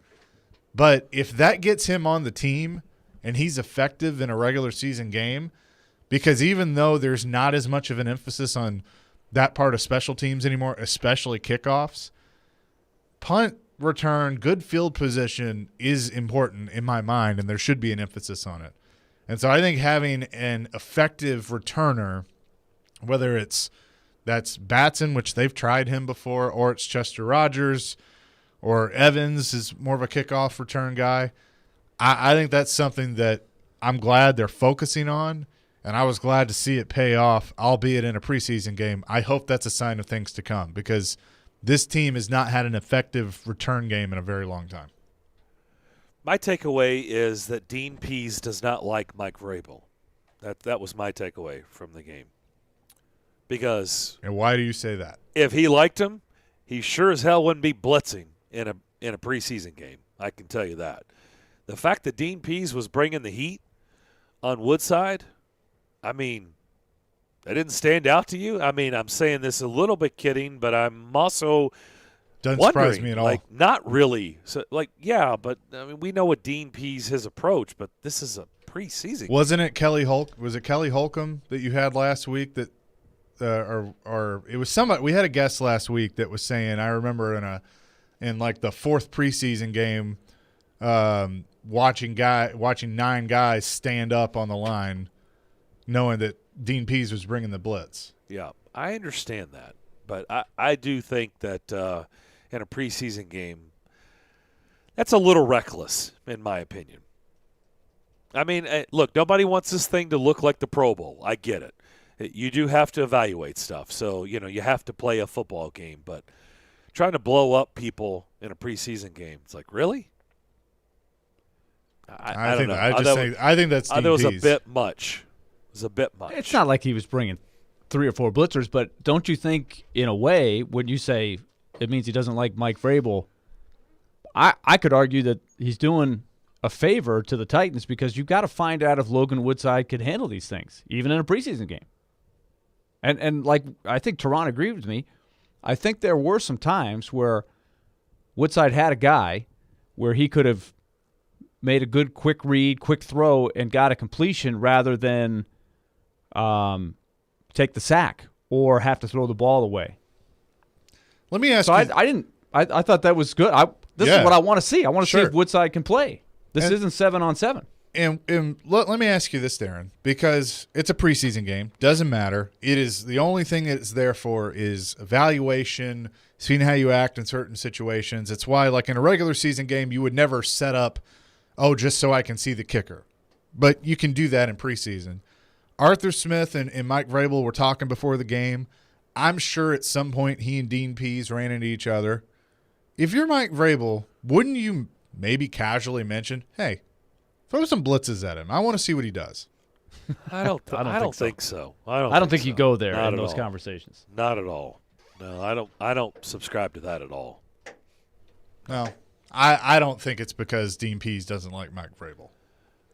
I don't think. I know that narrative's there because Arthur got him out of retirement, and what does that all mean? And I think Dean Pease was bored and just missed football, and Arthur gave him the opportunity. That's how I look at it. But I don't know. I think that's also Dean Pease. He's going to blitz. It doesn't matter. Him. My serious takeaway is we've been talking about this all offseason, and I don't want to get too excited. I know I was having a little fun because there will be people like they're going to go undefeated and they're going to win the Super Bowl after one preseason game. It does appear, it looks much better. We know. And I've been saying all along, it's going to be better. Like, there's no way the defense can be worse. It's not going to get worse. It's not. It's going to be better. The question is, I keep saying, is how much better? Like, it can't go from, let's say, 30 in a lot of categories to 26. It's not, and you could say, well, that's better. Yeah, that's not what we're talking about. Like the middle of the pack would be fine. 30 to 18. Doesn't have to be top 5. Doesn't have to even be top 10. But if it could be somewhere in the 14 to 16 range, that's what I want to know. Like, it looks better. How much better can it actually be? I thought it was encouraging. Yes, neither team was playing their star players, but it looks encouraging. It looks like the narrative is going to feel better. They've heard all the stuff all offseason. I mean, they've heard it all till, I'm sure they've thrown up in the bathroom. They're so sick and tired of hearing about the lack of pass rush, getting off the field on third downs, all the problems that they had, their communication issues, just all the problems that they had on defense last year. They've heard that, and there's going to be a heavy, heavy, heavy emphasis. And I really want to know, can it really change? I mean, I know it's a preseason game, but what did they have? 5 sacks Friday night? Was that the number 5? Like, can it look like that week in and week out? Can they actually be a team that sacks the quarterback 5 times a week? I'd love to know. Like, I am somewhat encouraged by Friday night. I really want to know, what is the jump? It's going to be better, but how much better can it truly be? Can it be somewhere in the middle of the pack in the NFL? I was encouraged by Friday night. I feel like, that was a good sign. Now, let's see how they do against Tampa. I have no clue. Well, and in terrific practice, Tom plays. I doubt that he plays, although he did play a couple of snaps in their first preseason game. But let's see what it looks like the second game, right? Let's see, can they follow it up? But I guess what I'm getting at is my takeaway was I was encouraged by the defense on Friday night. I was encouraged. Well, and it's the side of the ball that most people have been talking about, in camp. I mean, rightfully so. Right, yeah. I mean, that's what stood out. So I'd be curious of, and I don't know who all is. I know Jared's going to Tampa. Teron's going to Tampa. I'd be curious who else is going to Tampa to watch practice, not just the games, because, like you said, you may not see Brady, if at all, in the actual game. Show me practice. Show me if they're getting to it, and they're not going to actually hit him, but show me if they're getting to him, with the offensive line, with Tampa's offensive line. Are they getting to him in practice? That's going to be what I'm looking out for as they go against another team for the first time in practice, if they're getting that. But rightfully so. The defense has gotten most of the praise in training camp, where the offense, they just haven't quite clicked yet, but they also haven't had all their horses. Yeah, I think it's way too early to make the determination on the defense, but I do like it's the consistency of the message that you're saying, Chase. It's the practice, it's the everyday, and that carried over to the game, so that's a positive sign. We'll come back. Tell us what you know. We do that next to wrap up hour number 2 of Darren, Daunic, and Chase.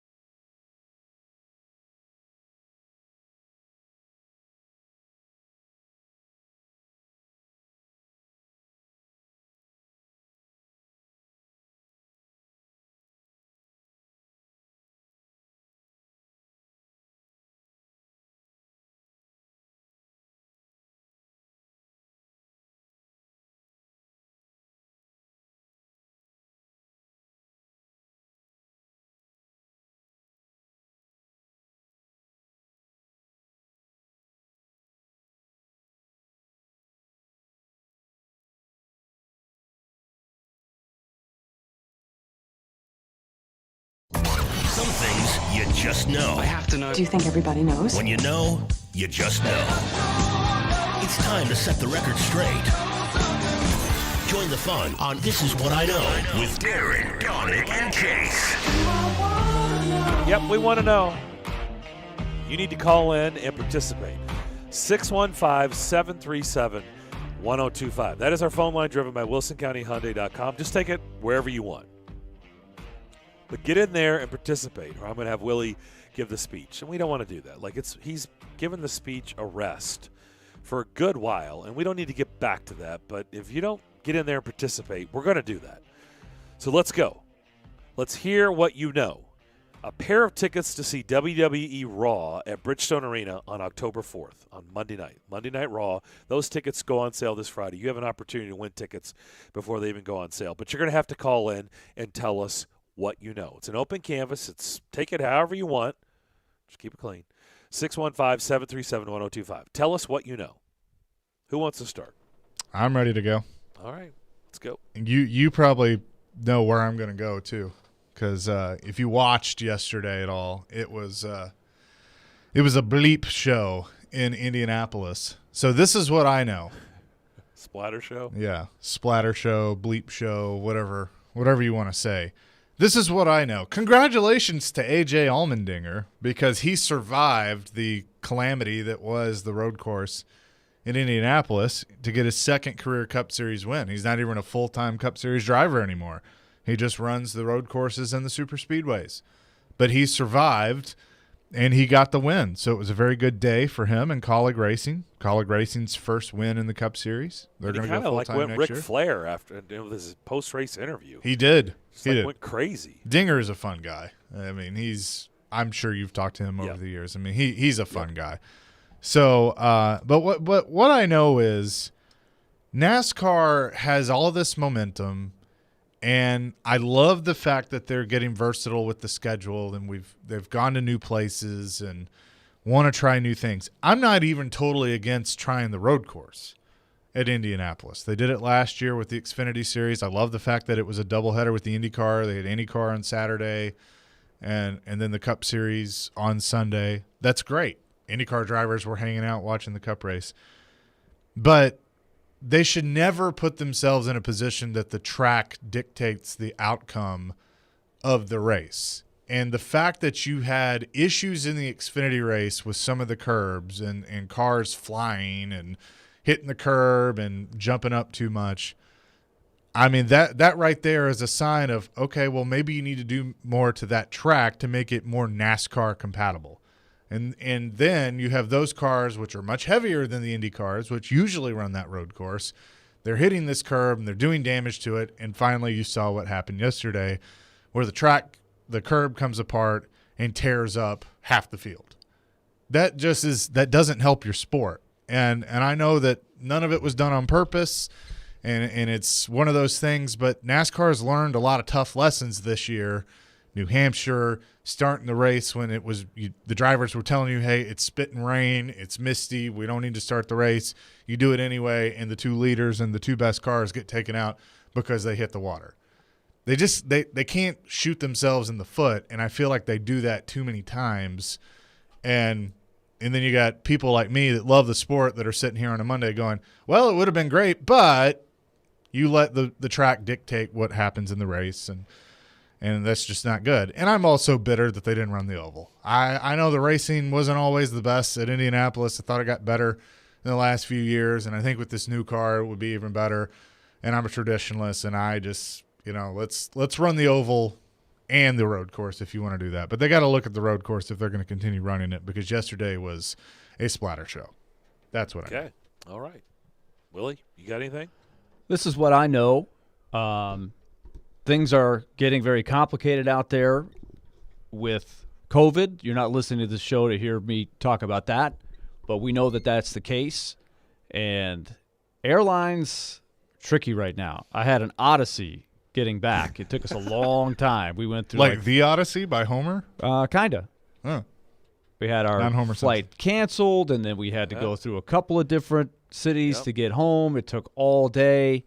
And I just want to give a shout out to the people that are working, because I know part of the equation is you have a work shortage, whether you're going to a restaurant or, looking for people to help you at the airport, with travel and any number of things where this is coming into play. But I just want to say that I saw some people working their tails off and doing the absolute best that they can.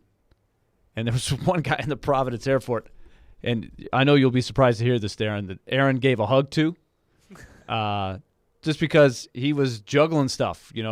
Nobody, and the line is piling up. There's people. And at one point, Aaron asked the guy, he says, "Is it like this? Has it been like this all day?" He goes, "It's like this every day." With flights getting canceled, moved, and stuff.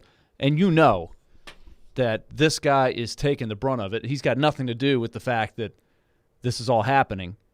And he's doing the best he can to get us to another flight, all this stuff. And he's got to do it as fast as he can because there's 10 people behind that are ticked off and all of this stuff. So a shout-out to the people that are working hard, where it'd be pretty easy to check out. All right, good stuff. Otherwise, we wouldn't be able to go to these places. Yep. We don't want to shut down again. We need the people that do have these jobs to work. I just hope there's, those people can get some satisfaction here somewhere because they are up against it. Good stuff. This is what I know. Frank Caliendo was on the show on Friday. That was a lot of fun. He'll be at Zany's tonight. So if you're looking to get some laughs in, have a good time, I would head over to Zany's tonight. You know what else I know? Nashville SC, nice showing last night against DC United at Nissan Stadium. 5 goals. And oh, by the way, their stadium's coming along, man. They're putting in seats. It's coming along. It's not going to be long. It's going to be really cool. It's going to be the largest soccer-only stadium, right, in the MLS?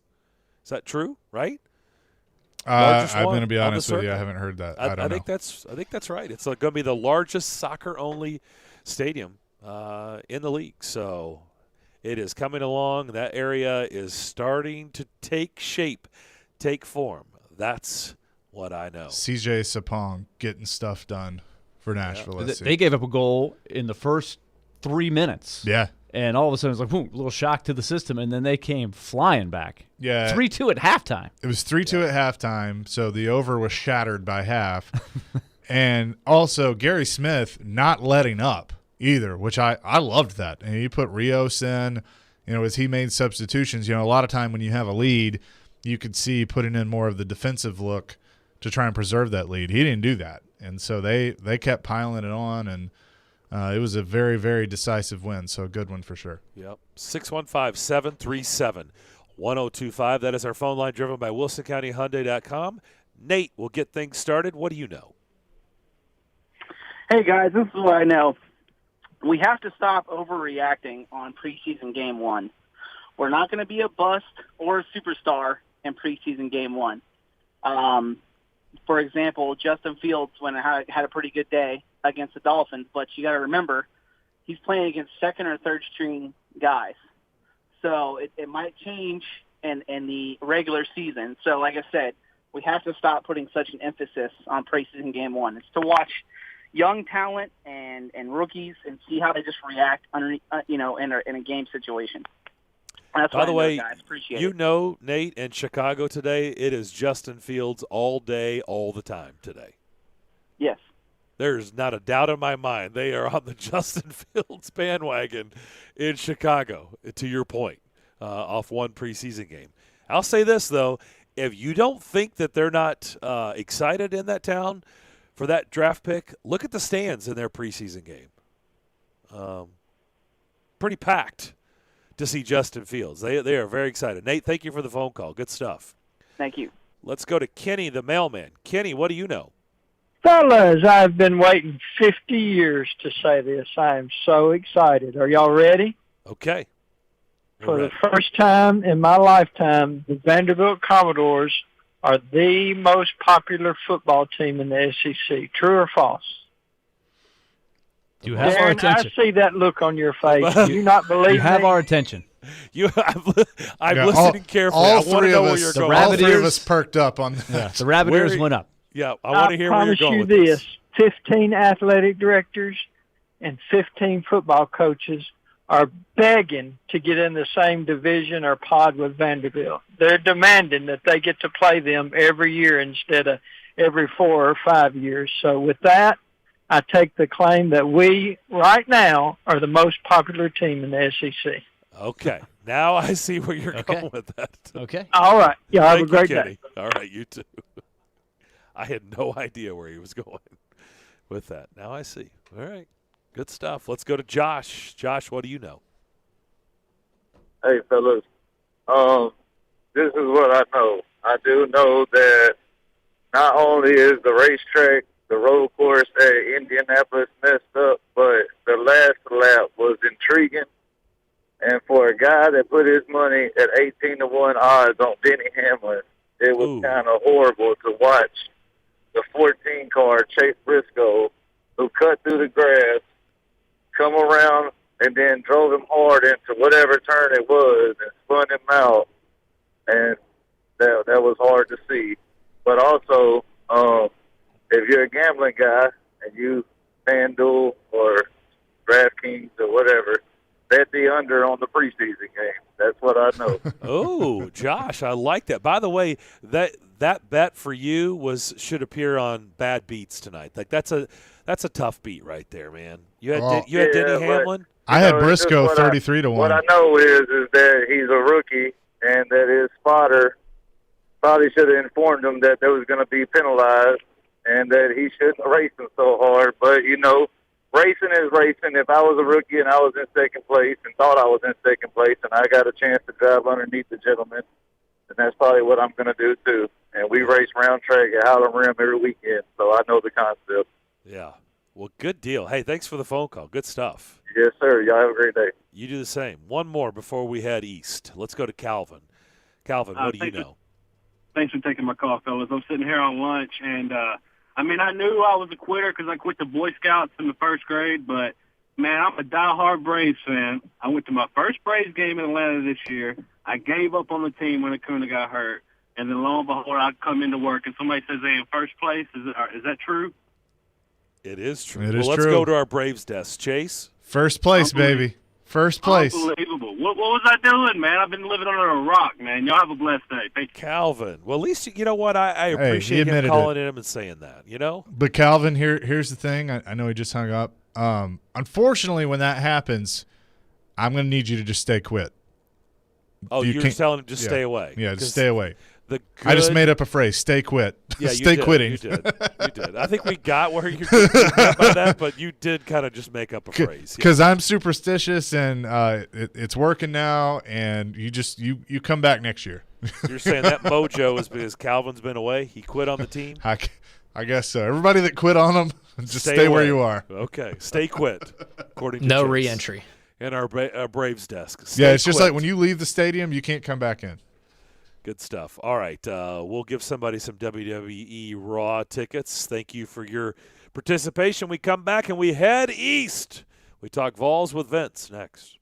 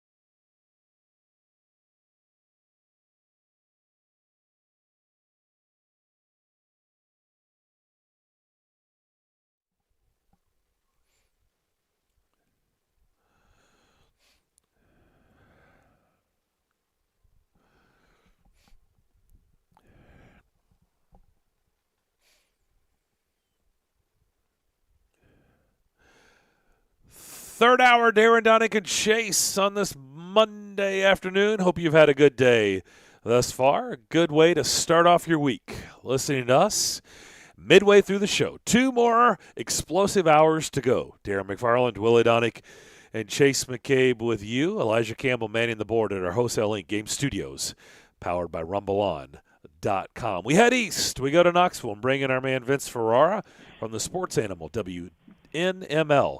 There in Knoxville, 99.1. Vinny, how was your weekend? It was good. It was good. A little bit more Tennessee football coverage is almost every day.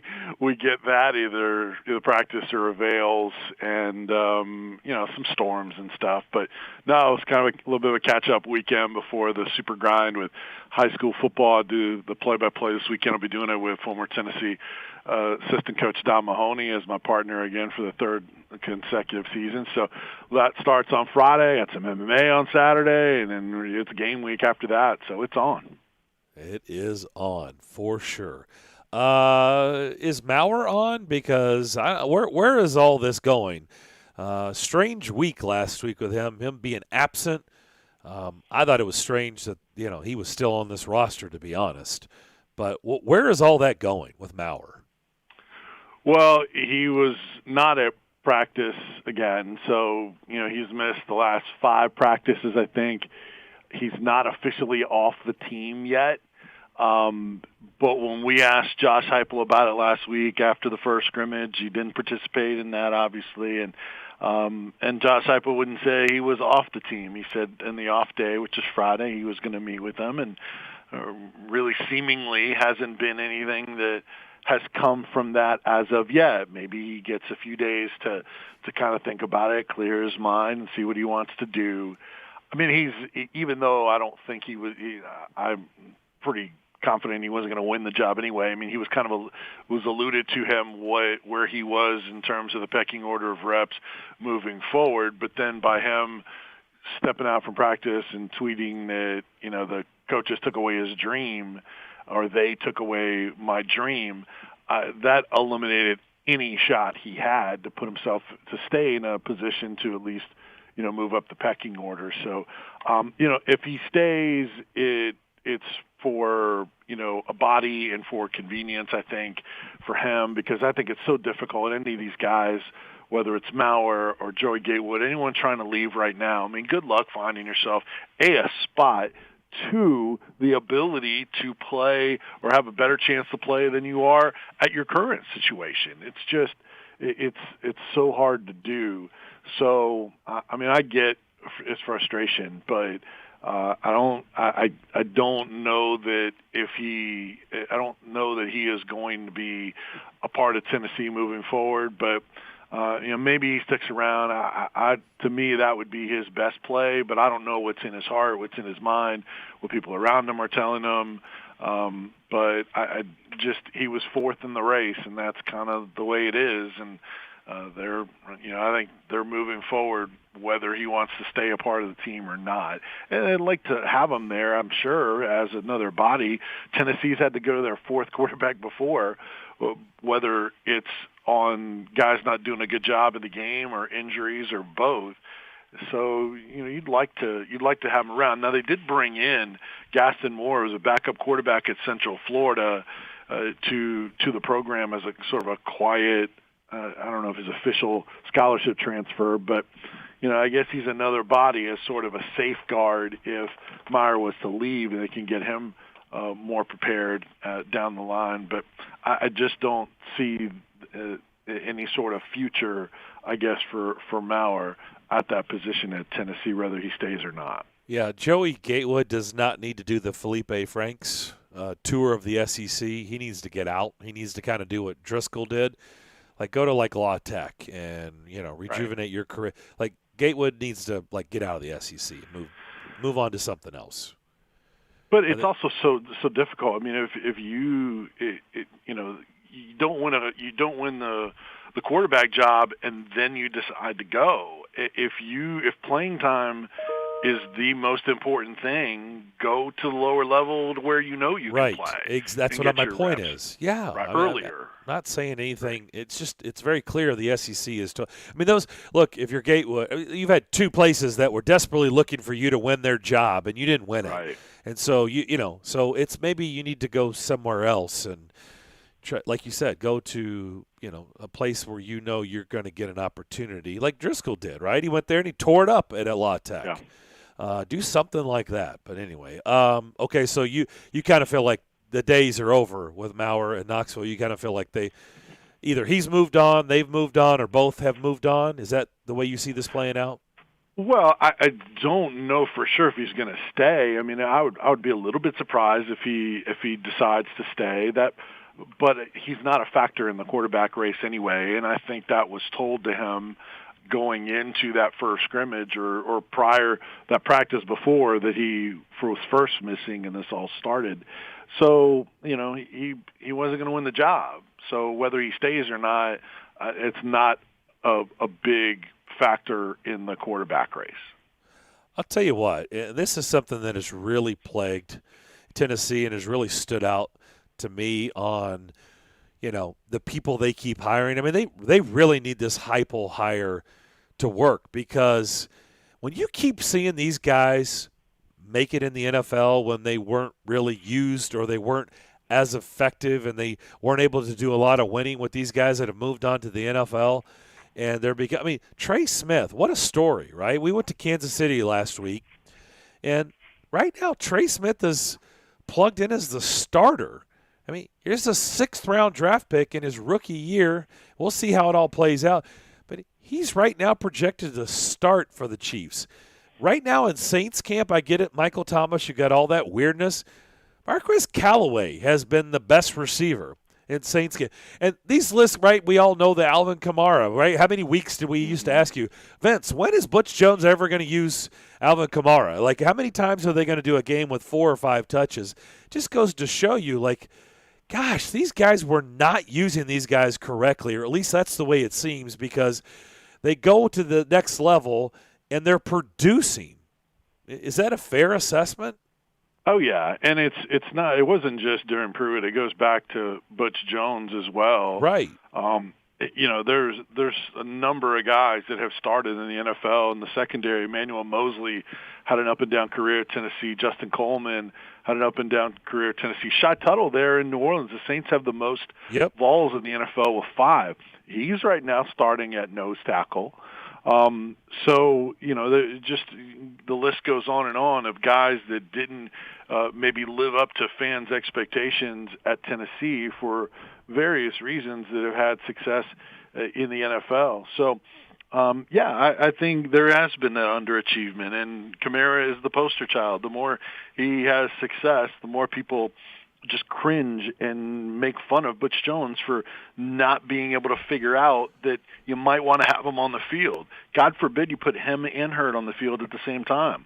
When they had John Kelly and Alvin Kamara, and then Ty Chandler last year and Eric Gray. Those two guys are going to be beasts at their new stops. I think Ty Chandler will be maybe the most successful of the Vols that left. And I think Eric Gray is going to be great too at Oklahoma, but he's got another 1,000-yard back in Kennedy Brooks there as well. Henry Toto is one of the talks of Alabama camp and how good he's fit in. So there's going to be many more of those examples of guys that didn't stick around at Tennessee that are enjoying success at other colleges and then ultimately in the NFL.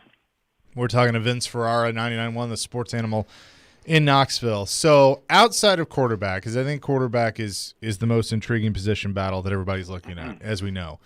If you had to pick the next one, what is it right now for you? You talk about position battle? Yeah. What's the most intriguing position battle? Yeah, outside of quarterback. I think things are really starting to settle in. I would say maybe on who the one running back is, because we've been hearing more and more about Tyon Evans, who's a bigger back, a 5'11", 220-pound JUCO back, 4-star kid that missed a fair amount of the spring, so we didn't get a chance to see him. But there was a lot of expectations for him. Now, you talked to Jerry Mack today, running backs coach, and he kind of described Small and Evans as 1 and 1A. So that lead back position seemed to be Smalls in the spring. Now it seems to be those two, with Jalen Wright, D. Beckwith, and others trying to get in the mix for playing time. So I think that's the next closest. I'd say, a lot of other positions, I think the offensive line has really settled in. I guess the D-line, there's a lot of guys that are improved, that have shown out well in camp, that are fairly even. So I guess when they're in a four-man front, those Leo rush guys, you could put it end, and then there's a fair amount of fairly close competition at those inside positions. So that would be another one. Another position battle was at cornerback opposite of Alontae Taylor, and I think Warren Burrell has separated himself and been complimented a lot by players and coaches, and seems like he's that other starting corner. Maybe there's still some competition at that star position, the nickel corner on the slot, between several guys, Danico Slaughter, younger player, sophomore, and Theo Jackson, the veteran. So those are a couple of the open positions, but the one that has been obviously talked about the most is the quarterback. I'm glad to break that down if you want. Yeah, no, I was just curious of what you saw there. Are you feeling, now that you've been able to actually see practices and talk to people, and we've harped on that a lot, but do you feel better about the defense as a whole? Do you feel the same, worse? Where are you at on them? Well, after the first scrimmage, Josh Heupel and the defensive coaches that we've talked about really complimented the defense and how well they did, especially in the early part or the first half of last Thursday's first scrimmage. Talked about how they moved the line of scrimmage, their physicality, complimented them on how they tackled in space. Thought the offense had their moments, but really didn't have the consistency or the tempo that they were looking for. So maybe the defense had sounds like, for the most part, the defense had the better of the offense overall, including at the line of scrimmage. Now, you could look at it two ways, Chase. You could say, hey, good on the defense, they're playing better, or you could maybe be a little bit more concerned about that offensive line. It could be a little bit of both, but I think that defensive line, the biggest positive that you could look into, maybe it being legit, that they could be a little bit better than expected, is the fact that they're getting coached so much better than they were last year. With Rodney Garner, there's a lot of similarities with him and Tracy Rocker, who they had a couple of years ago. Both guys coming through Auburn. I think they played together. I asked Latrell Bumpus, a super senior, about how similar they are, and he's like, yeah, there's a lot of similarities. He's like, it's almost identical. I mean, they'll yell and cuss at you and everything, but it's about love and making you better and being tough on you. And think about it last year. All right, they had a young guy in Jimmy Brumbaugh they brought in. Then they didn't have an off season, so you didn't really get a chance to know him or get coached up much by him. He gets bounced after 4 games. The head coach takes over, air quote, that position. He's not giving it the attention it needs because he's got so many other responsibilities. So there's GAs that are running that ultra important position. So, of course, you're not going to get the productivity out of that position. 2 years ago, that was a big part of Tennessee's success in finishing strong, is that D-line outperformed anyone's expectations. They got coached really well, and then they moved on from Tracy Rocker, and that didn't work out. Now they have a guy that's similar to Tracy Rocker that also is a high-level recruiter in Rodney Garner. So I think because of the coaching they're getting at that position, and they do have some experience, bigger bodies, I think that position maybe is a little bit better than we kind of envision now that we've got a chance to see and hear about the technique and all the specific coaching that they're getting that they didn't a year ago. So they had a scrimmage on Thursday. You're going to get a look at another one tomorrow. What are some things that either you saw on Thursday that you didn't like that you're hoping to see improved tomorrow, or some things you didn't see that you would like to see in the second scrimmage? Well, we didn't see any of it, but I know what you mean, Chase. And yeah, it's a matter or learn of, from it. Right. We've heard from the players and the coaches and heard from people that were there to see it. I'd say a couple of the receivers have continued to do well, and Jimmy Callaway, Jalen Hyatt, a number of those guys. I think the quarterbacks didn't maybe have the best day overall, but you continue to hear about the arm strength of Joe Milton. The at corner, Warren Burrell had a good day in the scrimmage, and just kind of like what we talked about, the defense overall did better. Now Rodney Garner felt like they, in his term, died at the end defensively, so they maybe got worn down a little bit. And the offensive players have mentioned that they've seen the defense kind of get worn down a little bit at times in practice with the pace that they're going at, and that's going to happen. And so my expectation is that, like you often see with these scrimmages, is that the reverse happens after one team gets the better in one scrimmage. It often is weighted back the other way. So you would anticipate the offense would have a better day in tomorrow's second and last scrimmage. Now, if it's one-sided and it's the defense again, then I think that's an area of concern. If it's balanced, then I think that's more of the norm. You've got this insurmountable lead, but I think the coach is being the starter. I think you want to see that separation in the second scrimmage, because it's not long before you're in the game week practice after that. Vince, as you know, and everybody knows, last year at this time we were all trying to figure out with their and whatnot, the vaccinations and everything. How does it look in terms of ticket sales and attendance shaping up this year with the new coach? Well, season ticket sales are not where I think Tennessee would want them. They're approaching 55,000. That's not a massive room for growth in that, and you're then risking even more nerves about. I'm not super optimistic that there's going to be massive crowds at Neyland Stadium this year. Some of them may just be, COVID related. Others may be, a lot of people got used to watching football in the comfort of their own homes. And people may not be as willing to do that this year. And then you have sort of a little bit of, I want to say malaise, but maybe not quite the over-the-top excitement for this football season like I think we've seen in the past.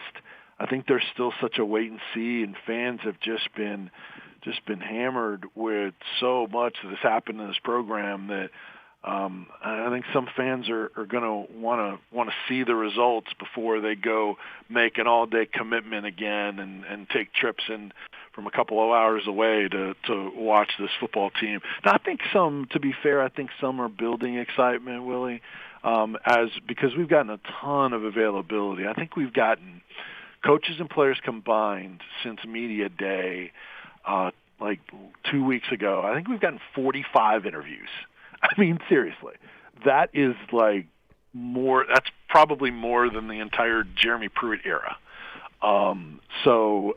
We're getting players and coaches almost every day. So in turn, fans are getting to hear from different players and coaches, the entire staff, a ton of players they would have never heard from before, probably like what they're hearing, and I think that is helping build some excitement, and that's part of what the reason why they're doing it, besides other people just being able to talk about the brand and not just have one voice out for a struggling, rebuilding program. So it's been smart for them to do it, and I think that's helped fans kind of get more excited. But there hasn't been the payoff, I think, yet in big numbers in buying up those season tickets. I think that they're going to need bigger walk-ups this year to show that support.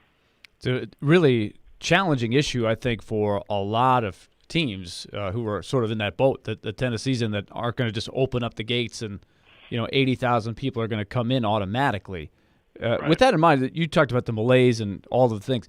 The investigation, do we think we'll hear anything in terms of self-penalties or anything before the season starts? I think whether it's before the season or during, Willie, I think it's something that they need to put a bow on soon. I think, I guess maybe if you do it now, some people may be hesitant to buy season tickets this year because they sort of write off this year. So I don't know if there's any sort of strategy at this point with that. I think the biggest thing is recruiting. And, if you can put some sort of definition on what you're doing, I think you might be able to try to finish strong in this recruiting class.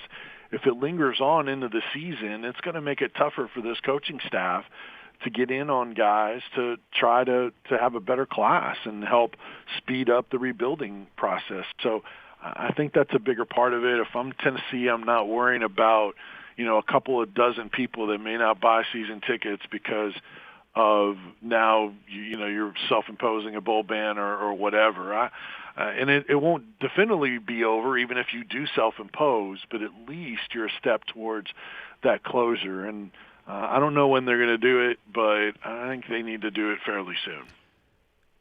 Vince, great stuff. As always, we'll be checking in as we count down to the season opener. We'll talk to you again next week. Yeah, I appreciate it. If anyone wants to check out my blog on Tennessee players in the NFL, there's 33 of them. Go to 991thesportsanimal.com. Just go to the blog section, find my name. Big write-up, depth charts, all that kind of stuff on Trey Smith and all those other guys in the NFL. Vince always has the great info there. So, once again, 991thesportsanimal.com. Vince, we'll talk to you next week. Thanks, guys. Appreciate you. All right. That'll do it for Vince. Chase, before we take the break, tell us a word about MGM. I will. So this morning, I checked my phone, got a notification. It's from my BetMGM app, and it said, hey, you got a free bet from the Money Monday Club. I look forward to that every Monday when I check my BetMGM app. So how can you do that? This is how you become a member of the Money Monday Club at BetMGM, the king of sportsbooks. With BetMGM's Money Monday Club, a $10 free bet will automatically be added to your account when you place a total of $50 in wagers between Monday and Sunday. That's right. You'll wake up to a $10 free bet every Monday, just like I did, just for betting $50 during the previous 7 days. It's that easy. Simply take advantage of BetMGM's boosted odds specials, unique parlay offers, daily promotions, and live betting action. When your wager total reaches $50, you're guaranteed to receive a $10 free bet that you can use any way you'd like. Download the BetMGM app or visit BetMGM.com to sign up and learn more about how you can be a part of the Money Monday Club just like me. Get rewarded for your bets every week at BetMGM. You must be 21 years or older, must be in Tennessee. Visit BetMGM.com for a full list of terms and conditions. For problem gambling support, call the Tennessee Red Line at 800-889-9789.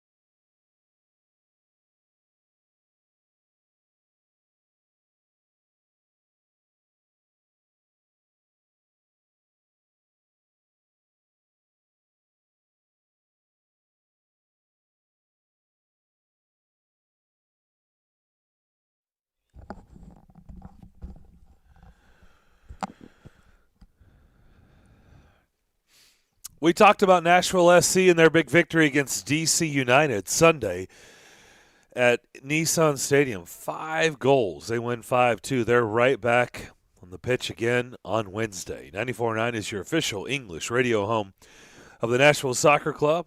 Listen in Wednesday night as they take on Orlando at Nissan Stadium. Pregame begins at 7:15. The match begins at 7:30 p.m. This is good stuff there from Vince, and really lending a different perspective about UT's fan base. I mean, we've been talking with Vince Ferrara in Knoxville for years and years and years on this show, and it's always upbeat. It's always optimistic. It's always, this is the turnaround. Of course, they're usually changing coaches every 2 years, so there's real optimism because it's a new coach and a new staff. And so that breeds, optimism amongst the fan base.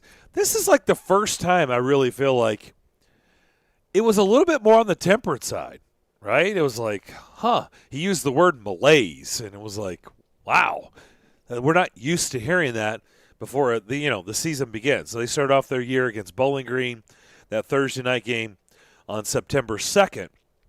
But usually with a brand new coaching staff, it's very upbeat. It's very excited, and that I didn't get that vibe from him. Did everybody else get the same vibe of, are people actually taking the wait-and-see approach after all these years of, heartache and being let down? Did I get the sense that there was a wait-and-see approach, like let's start winning before we get all excited? Did I hear that, or am I kind of making this up? It jumped out at me, and really when you think about it, it shouldn't surprise you, and it's not just a Tennessee thing. I think it's a nationwide thing with what Vince talked about as other factors besides the malaise of the program. He used the word malaise.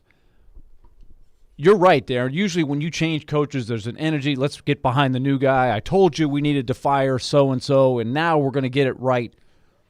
But there are some different things. Number one, the investigation, the looming, are they even going to be able to go to a bowl game if they could earn a bowl game? Yeah. There's that.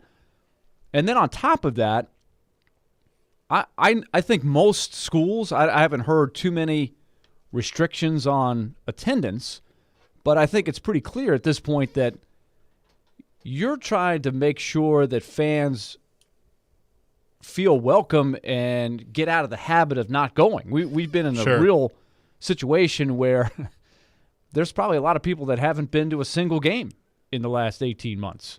Some have, but I'm talking about a football game. Sure.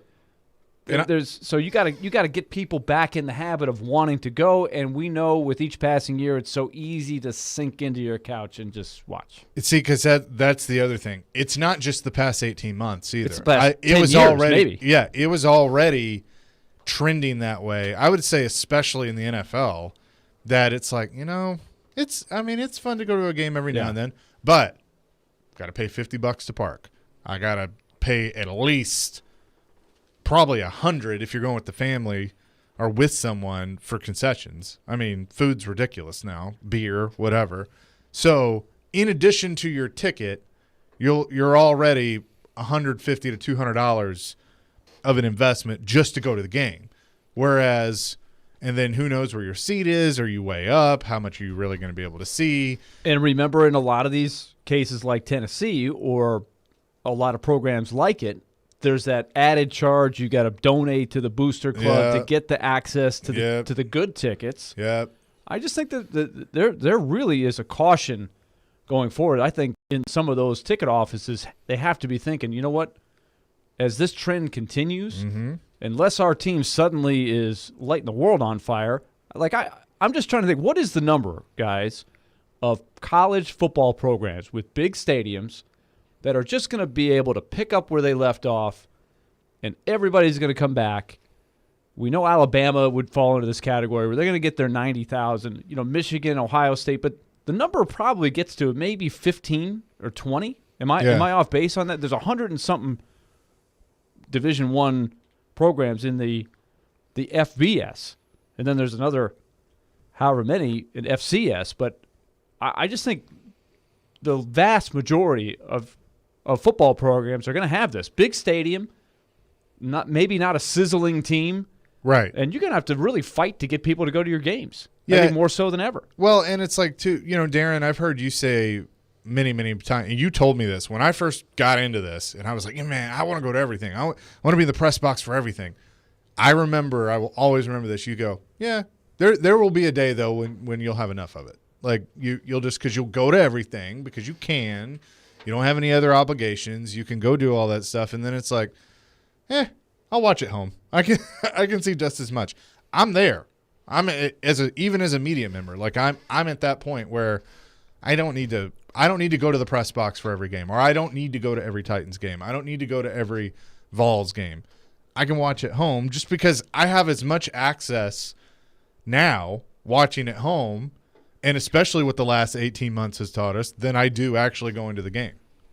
Well, the other part is something we've harped on for years, and I don't know I haven't been to. I'm trying to think when's the last UT football game went to. It's been several years, and it's been like 2 or 3 for me. I don't know, if they've updated, how much better it's gotten. But I mean, the days of you thinking you can get, and by the way, this still goes on in too many places where the Wi-Fi sucks, and it's like you got to realize, like, I don't care what it's going to take.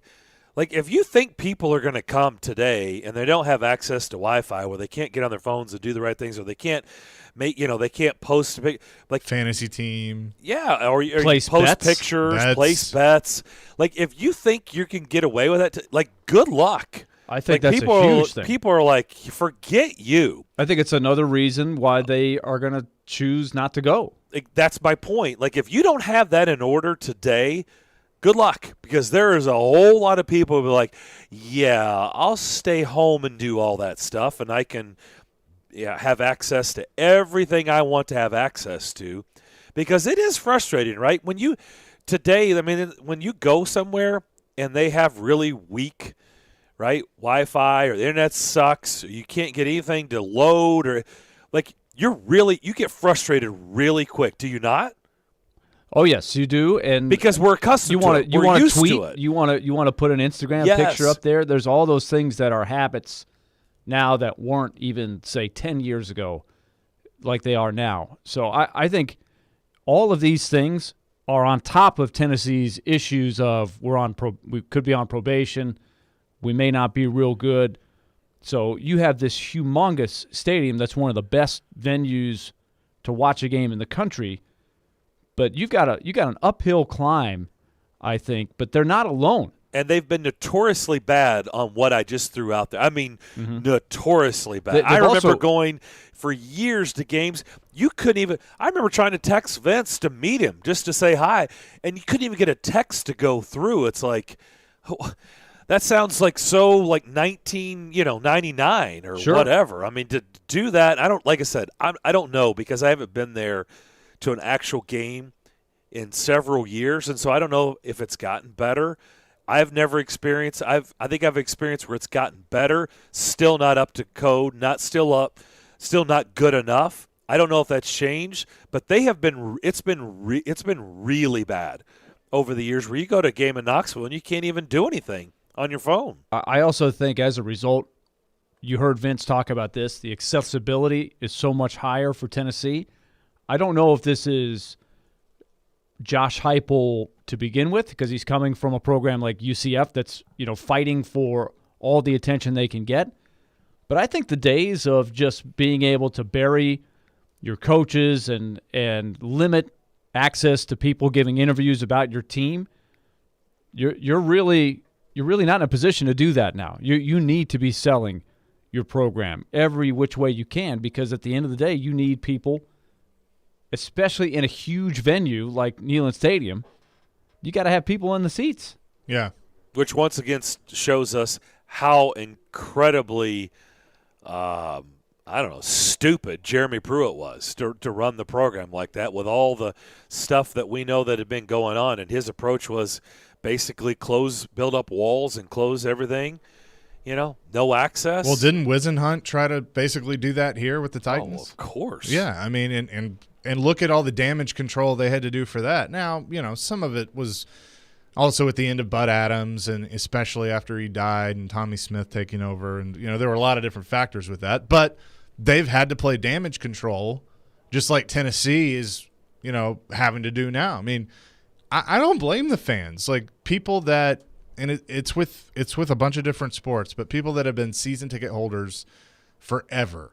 And they're like, I'm not going to waste the money now. Do you also think that I think there is a number of these people. I don't know how big the number is, but there are still probably going to be some people that might be a little more cautious about going out into crowds. Maybe because they have immunocompromised, things like that. But some people are more cautious than others in that area. But I think that's another thing you're fighting, right? When you're trying to bring everybody back and have it be like it has been when you're trying to fill a venue that big. Well, the good news for school, this is most college schools, not all, apply to this, but the majority do.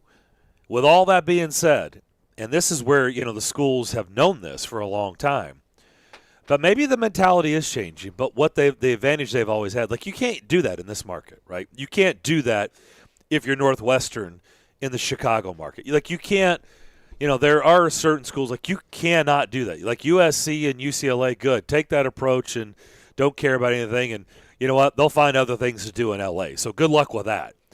But when you have these, like basically, that's all you've got in that market. Like, Knoxville is nice, but they do everything UT, and that's because that's their choices, right? Mm-hmm. That's their choices, and so. In Tuscaloosa, your choice is Alabama sports. You don't have any professional sports. You don't have, a Music City Grand Prix. You don't have other options. You don't have an MLS team to go spend your money on. You've got that team's that's what your dollars are going towards if you're a sports fan because that's all you've got in the town. So they do have that, and Knoxville's always had that. Like that is your option. Yeah, there's a AA minor league baseball team down the road. But overall, that's where your money's going, right? You don't have any other options, any real options. So they know that. So that is the kiss that some of these campuses get because people are all in on the product because that really is all they have as a sports fan. Yeah, and I know everybody wants to see winning. You want your team to win every time you go. But I also think that you'll get a little more patience, and Vols fans, you have been patient. I understand. If the game experience outside of the game itself is fun, is a good experience. How many times did we talk about going to the Titans games and some gates are open, some are not, and concession stands, you miss a whole quarter waiting in concession stands. That's not a good game day experience. What's happening on the field, obviously, is going to be part of the equation, but it's the other parts too that you have to factor in, and so that's I think another thing that people look at, when it comes to Tennessee. But a lot of it now is just, hey, I got to wait and see. Is Josh Heupel the real deal? Is this really going to be better to watch? We're coming out of a pandemic where a lot of people lost money, and so you got to factor that in. Yeah, fool me once, fool me twice, fool me 3 times, fool me 4 times. I don't know what number they're on at UT, but that may be some of the approach of the fans. Like, yeah, you've been fooling me with these new hires. Like, I need to see something first. I don't know.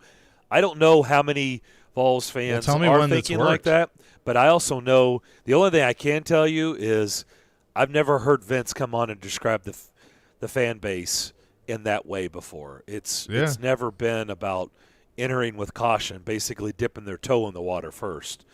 It's always been usually head first, and I'll figure out on my dive in if there's water in the pool or not. Yeah, well, they gave Fulmer an extension after getting the team back to the SEC championship game. Then they fired him a year later. Kiffin was there. He bolted after a year. The Dooley era, we know. The Jones era, we know. And then you have Jeremy Pruitt that comes in, and he's a jerk basically, and we see what happened there. He wasn't a good hire at all. So yeah, I would say that they're at this point like, all right, well, Josh Heupel seems like a nice guy. Oh, he's giving everybody more access. He's talking more. Great. Well, let's see. This is what it's been like for the last 10, 12 years. So I think there's two lenses to look through. Tennessee, and then the big picture, just how many games will be tough tickets in football this year. Really in college, but I think to an extent the NFL as well. It might be easier to get tickets than it ever has been. The NFL doesn't apply to this. Really nothing affects the NFL. We've seen that. I don't think these issues are going to be in the NFL. Yeah, but has there been any history that anything really affects the NFL? We've never had an NFL season coming off of a pandemic. Kneeling, that affected the NFL. That was a big outrage and affected people's thoughts. But overall, they're pretty bulletproof on everything. They seem to be, but this is a test. Post-pandemic, we'll see. I think they're bulletproof in the sense of they have the vest, but then the next day they have a giant bruise from where the vest stopped it. That's kind of what it feels like. I mean, because there's still some hangover from there are people that didn't go back after the kneeling stuff. They said they were done and they were done. Yeah. They didn't go back. I know them. I know people that they just I don't watch it. I don't go to it. And I was a fan my whole life. I want nothing to do with it, and that's that's their choice. But I hear what you're saying. What you're saying, you have some teams that deal with empties, and this one here dealt with that for a while. You had the other fans or you had empties. They kept going. I'll be curious to see this year because this is the most hype a Titans team has had in a long time. 20 years, I'd say. I'm trying to think if that's caught in the moment, but it may be right. I mean, I don't know. I'm not. Mariota had some hype at the beginning. Vince had his second year. There was a lot of hype because people were excited about VY. But you could say going into the 2000 season, coming off that Super Bowl run, it may be. There's a ton. I don't think it's to that level. I don't know if they can ever get back to that level. I don't think. I guess if you win the Super Bowl, then yeah, they can get back to that. But the market's also changed. Remember, that was at the beginning stages of two brand new sports entities in this town, and there was no MLS. There was not all the other stuff that we know. There was no races. None of that stuff was going on. So I don't know if they can ever recreate that because the market's different. And so I don't know if the market will ever allow it to get to that level, but it is certainly pretty close. I mean, there's a real excitement. There's an excitement, but there's also a pandemic that on one hand you're thinking, well, people are just dying to go back out there and be outside, but I think there's also a cross-section of people, especially with the Delta and the vaccination complications, that it might be a little harder to get that just automatic, hey, we're free, let's go, I can't wait to get out. I'm certainly in the category love getting out. I'm in that category. I just don't know if everybody's in that category. Well, if you were at the Music City Grand Prix, you wouldn't have that feeling. People were out. Oh, they were out. 110,000, and it'll be even bigger next year. Yeah, that's different because that's a special, It's a one-time deal. That's once a year type thing. So I think that's a little different. But I'm just saying, I mean, people, you didn't get that vibe if you were there walking around, and people were excited to be there. They were very excited to be there. So we're talking about a 68,000 seat stadium, or in the case of Neyland Stadium, closer to 100,000. Yeah. By the way, last night when I left the soccer game, so they still have a lot of the walls and catch fences up. The track, you can still see where the track is. I may or may not have made a hard right and gunned it going across the KVM bridge. Did you scrape the protector? I did not. No. Okay, good. No. Good strong turn. I got in the middle. Did you feel good traction on the track? I did. Still a lot of rubber down, okay, so good. Felt good. But it was kind of cool to see. You can still see where the layout is, as they and I don't know if it's just it takes time to take everything down, or if they were They probably were the evaluating crowd? some What was the stuff. crowd last night at Nashville SC? Their crowd's been 20,000. growing throughout the summer. It was a 20,000. little less. The rain probably Yes, had to do it was- everything They've to been do right with it. at about 20, Yeah. 22,000 every game. It was announced at 20,000. That is correct. Yeah, there was less. I saw the Titans logo in the seats more than I have in the last couple games, but the weather had to do with that, I'd say. Oh yeah. Yeah, I mean it was a downpour at times during the game, so. But yes, they've been announcing averaging about 20,000. If they had a retractable roof, you couldn't use that as an excuse. It's you true. know? It's true. You'd have to come up with another excuse on why people weren't there. Can't say that. All right, we'll come back. Our buddy Trey Wingo. We'll talk to him. He's got a new venture that he's going to tell us about. We'll talk some NFL with him. We'll do that to start the final hour of Darren, Daunic, and Chase. That's next.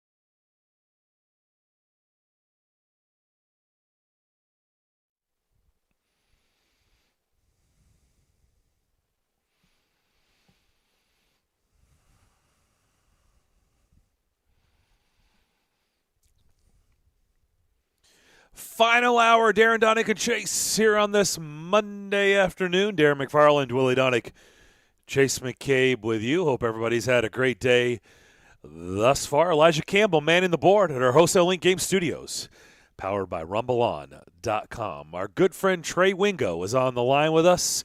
We always enjoy our chats with him. He's got a new venture to tell you about, and you know what? It's perfect timing. With football season just around the corner, he may be able to help you with maybe your mindset. Trey, what's going on? Guys, how are you? Can I just say someday I want an intro on this station like that promo for Jason Fitz. He started his career in Nashville, and now he's working for ESPN. And he's brought to you by Blood.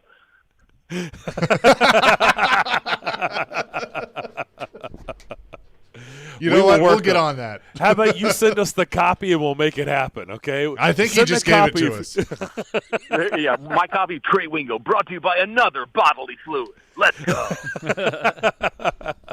Well, let's just start off with your new venture. Congratulations. How did that all come about? And tell our listeners what you're up to. Yeah, it's great. I'll be working with Caesars Sportsbook for the next few years. Sort of came around out of the blue, but it's a new face, a new place, but very familiar faces for me. A lot of people over there used to be people that worked at ESPN. So basically, I'm not an odds. I'm not a sharp. That's not what they want me to be. They want me to explain why things are the way they are. For example, Dak Prescott is the sixth favorite on the MVP vote this year, and is behind only Patrick Mahomes in terms of betting odds to lead the league in passing this year. Well, why would that be the case? Well, last year, in the 4 games that he played, if you extrapolated that over a 17-game season, he would have thrown for 7,100 yards last year. And the record in a 16-game season is 54-77 by Peyton Manning. In the 3 games before he got hurt, he threw for 450, 472, and 502. So that sort of thing is what they want from me. I'm not here to set a line. I'm here to tell you why the line is the way it is based on the stats. And that's what I'll be doing with Caesars. And I'm working with a ton of people that I've worked with before at ESPN. So for me, basically, I'm doing the same stuff I did on NFL Live and Golic and Wingo and all those shows, just doing it in a different place. Now, Willie, if you heard, Trey's not going to be a shark, okay? A shark or a sharp. Yeah. Or a sharp. That's an inside joke here on the show. He's not playing for San Jose. Well, I used to always refer to the sharp money. I thought he was saying shark. Willie kept, we talk a lot of hockey on the show, Trey, and he's like, "Why are you always talking about the Sharks? I don't get it. Why do you keep bringing up the Sharks?" And I'm like, "No, it's the Sharps, the sharp money." Anyway, sharp, with a P, with a P. Yeah. Now, just so I've got this right, and I'm not 100%, but I feel pretty good. So Caesars, because now you are seeing, gambling is legal here. It's been here since November 1st of last year. It's been very successful. It's very prominent on this show, Trey. And now all of a sudden Caesars has really popped up. You're seeing Caesars everywhere. Did they buy William Hill? Is that correct, or did I just make that up? Yes. Yeah, no, you're right. Caesars and William Hill are now one company. Okay. And like you said, it's sort of taken off everywhere. It's opened up in Tennessee. It's going to open up Thursday, the day of the season beginning in Arizona, and we'll be out there in Arizona for that and have some exclusive NFL content for the people out there at the book that's opening up there. So, yeah, it's just, to me, you want to solve all your revenue problems in the state, there are 2 things you can do. Legalize sports gambling and legalize that other thing, and then you're golden. That may be another promo right there we could have Trey do. All right, as you know from the preseason game on Friday, the Titans are going to go undefeated this season, and they're going to the Super Bowl. Of course. How excited, in all seriousness, should Titans fans be about this Titans team? I get it, albeit a preseason game against the Falcons where they dominated. But when you look at this roster and what they will trot out there on Sundays, how confident are you that they're going to be playing January football? I think you should be very confident because in a 17-game season, everybody plays in January. Ba-dum-cha. Sorry, no. They will be in the playoffs, barring massive injuries. Look, they're still a very good football team, okay? And they got better with Julio Jones. So now you got to figure out, okay, what are you going to do? You're going to try and stack the box against the run to stop Derrick Henry, which means you're going to leave somebody one-on-one coverage against Julio Jones. Or you're going to try and double Julio Jones and take some away of that and A.J. Brown, the receiving threats, and that means you're going to have a skinny box against Derrick Henry. The Titans got much more versatile this offseason. The only problem for Tennessee is that eventually where they want to go is probably going to go through that other place in Kansas City. And, you know where I feel and how I feel and where I stand on Patrick Mahomes. As long as he's breathing, I think the Chiefs are the prohibitive favorite in the AFC to get back there for a third straight Super Bowl. But other than that, I think the Titans are right behind them, along with Cleveland and Buffalo. They're probably the three biggest chasers. You can appreciate this because you've always been on the national level, and we've been here on the local level. And Willie and I have been doing this a long, long time in this market, and Chase is now, gosh, it's hard to believe, Chase is approaching that decade mark as well. But we've always used to always hear from the fastener. I know, we've watched you grow up. It brings a tear to my eye. Yeah, we've had listeners call in over the years, and they're like, why won't the national media ever talk about the Titans? Why won't the national media give the Titans their justice? So it was always, and I used to always say, who gives a damn what the national, who cares? Like, you live in a local market, we're telling you what you need to know. Who cares what, whether the national media is paying attention or not? But look, it's always been kind of a big deal to them. Ryan Tannehill doesn't seem to be getting – so I'm going to go there for the list. This is for you, the listeners. I'm going to go there. Why do you think that on the national stage there's still so much reluctance to give Tannehill any just due with what he's done in a year and a half, almost 2 years here as the starting quarterback? Because they're still thinking him as the Dolphins quarterback. It's just that simple. That's what it seems like. He was there longer. He was there longer, and if you like you said, if you're not living in Tennessee, then the Titans don't get a ton of national games. So, it's what he's done since he's been there has been absolutely remarkable. That's not a debate. That's not an opinion. That's a fact. He's been one of the most productive quarterbacks in the NFL ever since he came to Tennessee. And don't take my word for it. If you can read, look at the numbers. That's all you have to do. The numbers are really, really good. So the only thing I could say, if there's a national take on it, is people are lazy. They're not putting in the work. They're not looking at they're not looking at what actually happened. They're saying, oh, it's because of Derrick Henry. Oh, it's because of that defense a couple of years ago. Those things are true. But what's also true is Ryan Tannehill has played his ass off since he's been a Tennessee Titan, and that needs to be recognized. I don't want to look too much into these preseason games, but through your trained eye, because you've been going down this route for a long time, and you see what how they react in these games in August that don't count. But when you look at this crop of rookie quarterbacks, who is somebody that has you perked up and going, man, this is certainly off and running and looks good early on. A lot more work to be done, but you really like what you've seen. And then on the other side, who did you see and you're like, oh, this is not the way you want to get started as a rookie quarterback with a lot of hype? How would you answer that? Well, here's what I would say to that. First of all, I don't put a lot of stock into preseason games at all, one way or the other. And I think people need to understand what a preseason game is and maybe more importantly what it isn't, right? Like, there is no design scheme for who's playing a quarterback. There's no blitz. There's no fancy blitz pickups and blitz coverages. It's as vanilla as you can get. So all you're asking your players to do in preseason, here's a play we want to run, make this play, okay?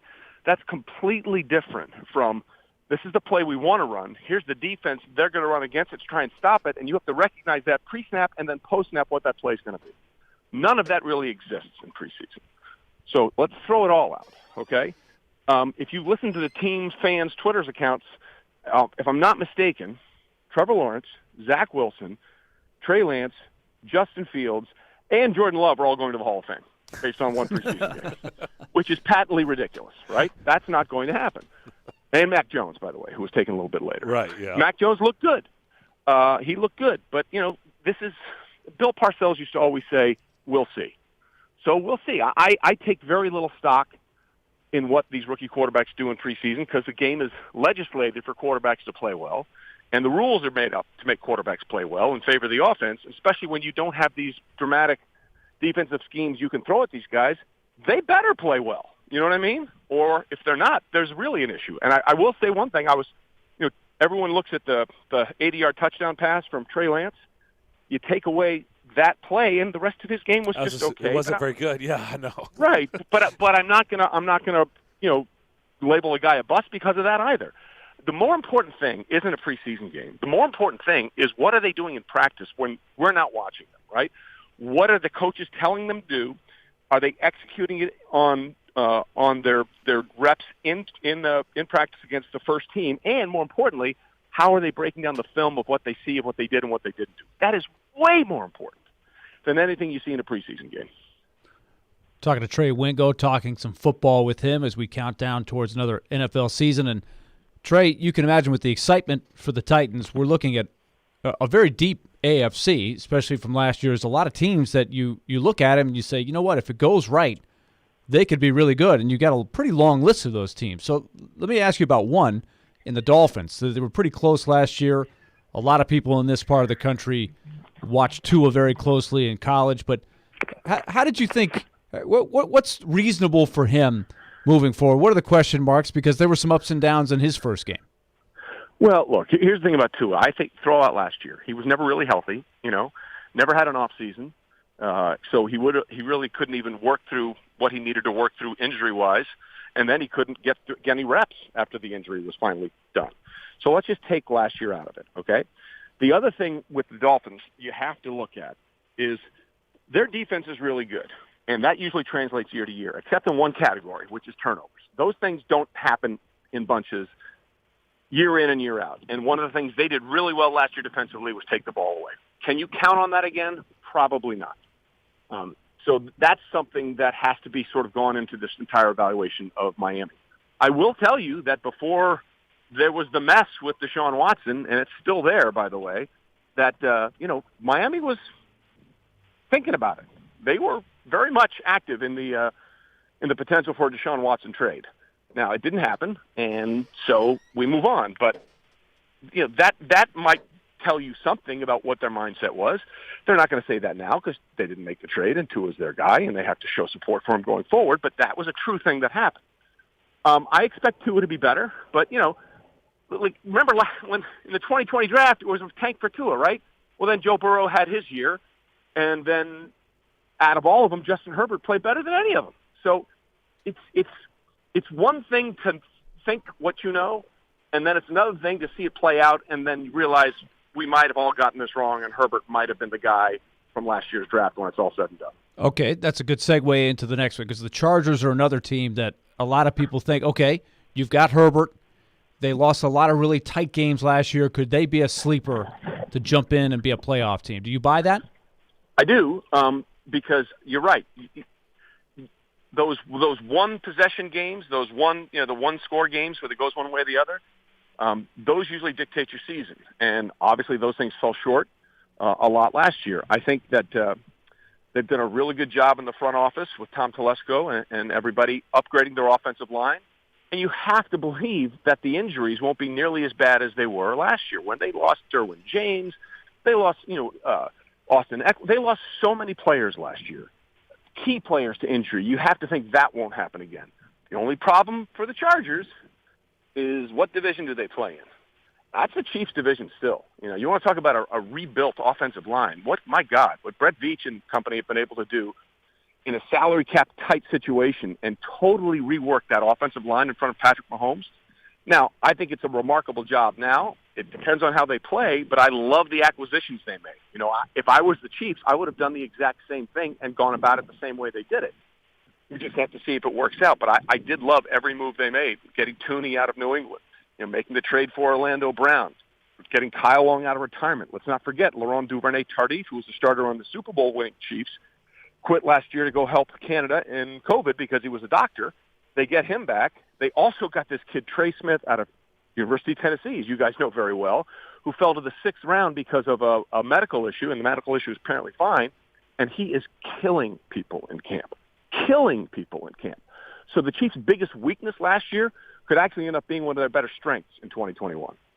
We're talking to Trey Wingo here on Darren, Daunic, and Chase, and I want to go back to your new venture. As you create content on the social media channels and other avenues that is ever expanding, are you going to be in Vegas, or you do that from where you're at now? What's kind of the plan there? A little bit of both. I'll do a lot of it from where I am, which is nice. You just do it virtually, and we can upload that stuff. But, for example, I told you that we're opening that book in Arizona. We're going to be out there to start that, and I'll be in Vegas several times out of the year. The draft is going to be in Vegas this year. It was supposed to be there in 2020. It's going to be there this year. I guarantee you I'll probably be there that entire week getting people ready for the draft. So, yeah, it's a little bit of both, which makes it really, really fun. Did you ever fathom, when you started at ESPN in the late 90s, there was no Twitter. Internet was very, very new. It was cable television or radio or network television. I mean, it was very cut and dry of how you created content. But now we use these phrases like create content. You have a podcast. You're going to do things remotely. You have social media that you can do all of this on. I mean, it's amazing how much it's changed, and also the sky's the limit of where a company like Caesars can create its own content and not have to rely on a television network or something like that. Absolutely. The landscape has changed dramatically, I remember when we used to read this thing called a newspaper. That was a time, there was a time where nobody knew what Silicon Valley meant or any of that stuff. So the landscape has changed, and people can get their content from wherever they want to get it, but most importantly, guys, whenever they want to get it. And if you can't roll with that change, you're going to be in big trouble. So yeah, it's the old WATTBA line. What a time to be alive. I mean, there are so many ways that you can create the content and get it out there. And if you get it out there and people respond to it, that's the game. That's the entire point. Well, and then another thing, too, is you have an entertainment company like Caesars that has their name on one of the most famous stadiums in the world in the Superdome. Yep. I never thought I'd see something like that. And by the way, I'll be down there, too. We'll be in New Orleans. We'll be in New Orleans for that one as well. So, yeah, look, I'm old enough to remember when the NFL wouldn't let Tony Romo hold a fantasy football convention in a hotel in Vegas. That was a thing that happened in 2012. Literally, they kiboshed him from having a fantasy football convention because it was in a Vegas hotel. We now have a team in Vegas, and Caesar's name is on the Superdome, and it's going to be on a bunch of other things. So just you need to embrace what it is. It's like the old line from the movie The President's Men, follow the money. Yeah, speaking of Vegas and speaking of the team that's in Vegas, the Raiders, what the hell are the Raiders? I was talking with on my sports betting show that I do the other day about the AFC West. Obviously, the Chiefs, the team to beat, but then you look at the Raiders. I don't think Derek Carr is awful. He's not elite. He never was going to be elite. But you worked with John Gruden. You know how he ticks. Mike Mayock there being the GM. He's done TV, but I think there's some talent. I just don't know exactly what they are. Well, I don't think they know what they are either, and that's the bigger issue. You mentioned Gruden, and I like John. I like him a lot. But let's be honest. His 3 years as the Raiders head coach, far worse than his predecessor, Jack Del Rio, in terms of wins, losses, and playoff appearances. Jack and company had a 12-4 season that was only undermined when Derek Carr broke his leg, in week 16 or 17. And they had to go into that game in Houston with that backup quarterback out of Michigan State. And that was the end of their season. There's no way around it. Jack Del Rio did a much better job than John Gruden's done. The problem is they love John Gruden, and they gave him a 10-year deal. If anyone should be on the hot seat, it should be John Gruden. It's not only that they haven't performed, but look at the players they've traded away in Khalil Mack and Amari Cooper, and look at the bevy of picks they got for those players. And what have they gotten in return? The answer is not much. Josh Jacobs has been a home run, no question. But that's at the most interchangeable position in football, running back. None of the top 5 rushers last year were a first-round pick. At best, they were second-round picks. So some of the draft picks that the Raiders have made have been downright baffling. Cleveland Ferrell going 3rd overall a couple of years ago. They actually made up for that one because they took Max Williams, and he became the rusher that they thought – not Max Williams, Max Crosby, excuse me. He became the rusher that they thought Cleveland Ferrell could be, but that doesn't mean that you should avoid the fact that they made a terrible decision at 3 with Cleveland Ferrell. So they got problems. He should be on the hot seat, but because of that 10-year, $100 million contract he got, I doubt he is. Trey, great stuff. We appreciate all of your input. We certainly wish you luck on this new venture with Caesars, and as you mentioned, this is the trend. I think we're going to see more and more of this, and you're on the right path, and so we're really happy for you, and we'll talk to you down the road. Thanks, buddy. We are in the top of the first inning of this brave new world, and it's only going to grow. Appreciate you guys. You're right. Yep. Good stuff. Trey Wingo now with Caesars. I'll be in Vegas this weekend. I'll stoke out some spots. Okay, for him. sounds good. Sounds good. Trey Wingo, always great to talk football with, and we might even get into this a little bit later too at some point. He said top of the first. I kind of agree, and the game is going to go 9. Oh, so no doubt. Where this goes from here will be quite interesting. Willie, why don't you tell us about loans? Well, I'd be glad to do that after getting back from vacation. You know what? Loan Pronto is still ready to serve you with all of the great rates that are going on, with the housing values the way they are. Hey, you know what? School is starting up again here very, very soon. You might be thinking about all of these things in terms of your financial picture, and so mortgage rates are still way down there, and your home value is there. Take advantage of what Loan Pronto has been advertising all summer long. The all-digital process, the zero-cost refi, no closing costs. Get that monthly payment shrunken down. Get that home equity loan that you need to apply some cash to where you need it now, whether it be a home improvement project, whether it be to pay off some debt. All of this is available to you right now. We're talking about Loan Pronto and the zero-cost refi. Lock in that lower house payment rate with Loan Pronto now. Here's how you do it. 615-499-5780. That's 615-499-5780. Or go to loanpronto.com.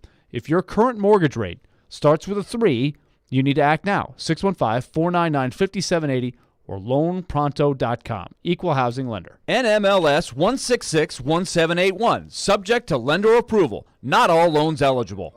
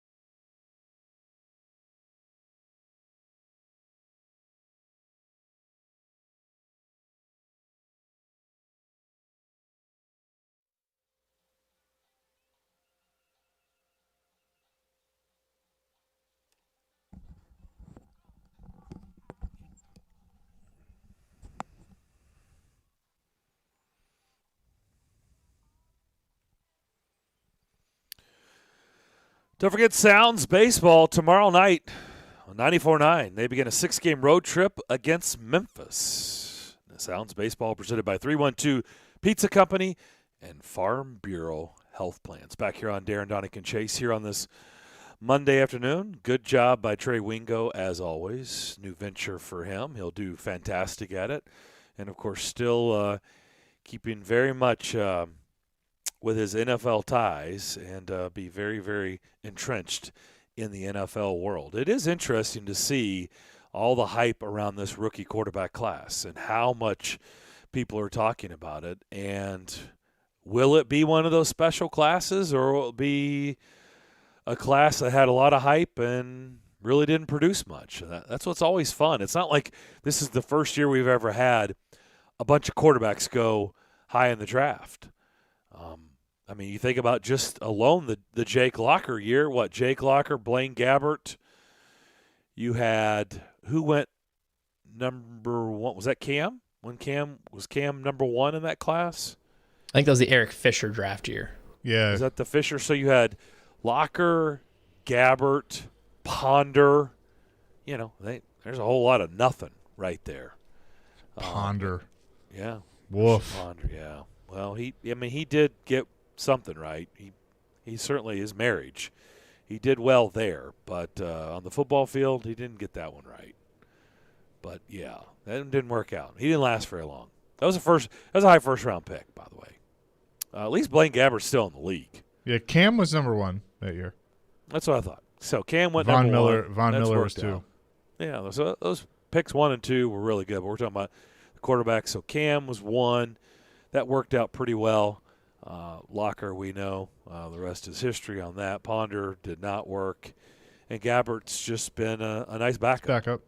Just been a backup on a roster. So you know what's funny about that draft? The top 10, there's only one in the top 10 that's not in the league, and it's Locker. That's not currently in the league? That's not in the league now. Because Ponder, went 12, 11 or 12? 12, yeah. Yeah. Do you know who went 11? Who went 11? Between Gabbert and Ponder. Gabbert and Ponder. Nope. J.J. Watt. Oh, yeah, that's right. Yeah. Yeah, that one worked out all right. 6 overall. Pretty good. Titans will enjoy him. Julio. Yeah, that was a pretty good draft class, other than the quarterbacks, right? Yeah. Von Miller. I mean, I know he's been dealing with a lot of injuries here lately, but, gosh, he's had a great career to this point.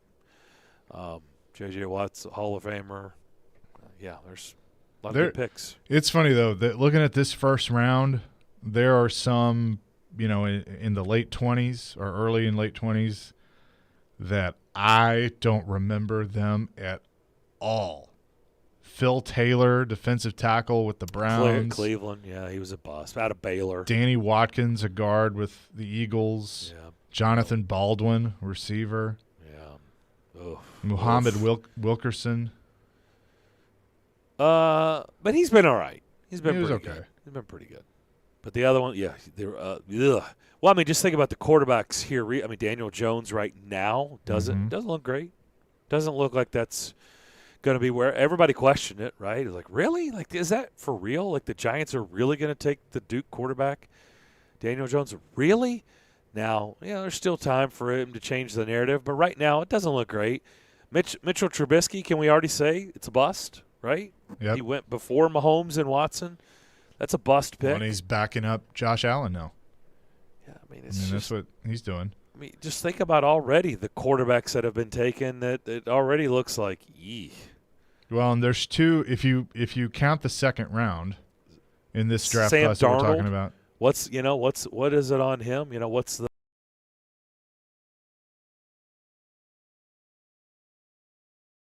Carolina and Matt Rule. But talking about this draft that you brought up to start this, I mean, Cam's had a good career. We'll say that. Oh, he's no doubt. Certainly, Cam has been, and then the other one, if you go into the second round, is Andy Dalton. I would say Andy Dalton has had a solid career. He was a second-round pick, though. I think. Correct. Yep. Yeah. And the pick right after him, Colin Kaepernick. Yeah, that's right. That's right. Yeah, Andy Dalton fits it. Dak Prescott was a fourth, so I'm trying to think of the higher picks. And usually, just think about what Jacksonville's done. They've struck out a lot. Didn't they take, by the way, Matt Jones in the first round? Wasn't he a first-round pick? Matt Jones, the receiver? Yeah. That used to be a quarterback? Yeah, Yep. he was definitely first round. Yeah. First round. It's like, yikes. I'm going through the checklist in my head of, what's interesting is Ryan Tannehill would have been in that category, right, until he changed the whole narrative on his resume when he came here. But he would have been we would have been just 3 years ago, we'd have had him on that list, right? There's No doubt. question about it. No doubt. And I think some people still have him on that list when they talk about where he is. And Trey Wingo just said that. People still look at him as the Dolphins quarterback. Sam Bradford, yuck. Jared Goff right now looks like, looks very shaky. Remember they traded up to get him first overall. Yeah, we'll see. But I think whenever the Rams with that offense give up on you, I think it's pretty clear they don't believe you're worthy of the number one pick overall. So it's interesting. That's why, going back to the Titans discussion, which we've talked a lot today, I know everybody's saying it, and I get it. I understand why. But if you remember last week when Teron brought this up, I kind of was like, I don't know because he was like, there's no way. And I'm like, I don't know if I'm not buying that there's no way Des Fitzpatrick can get cut. I still don't. I don't know why everybody's saying there's no way. I get it. They traded up in the fourth round, and typically you don't like to give up on fourth-round picks, especially ones you trade up for. I understand why it's being said. But if they get in a room, remember where John Robinson and Mike Vrabel came from. Do you think Bill Belichick has ever been afraid to cut somebody that they've identified in training camp wasn't a good pick? The answer is no. So they've grown up in the culture of, and look, Floyd Reese is all the great that he did. And by the way, he wasn't alone. There used to be a time when there were a lot of GMs that were like, that's our draft pick. Like we can't admit that we failed on that. We can't admit. And Floyd would hang on to draft picks. He did not like to cut draft picks because that's admitting failure. And I understand why GMs don't want to do that. But if you've noticed, it's not just the Patriots. There's been a lot of organizations people are not afraid now to say, hey, we goofed. We goofed on that pick. That wasn't a good pick. And moving right along, like why waste time money, space on somebody we already have said in a room privately, yeah, that's a bad pick. They're not going to cut it in this league. Like why waste time? And so they're willing to move on. I don't know if they're having conversations like that. Clearly they're very frustrated.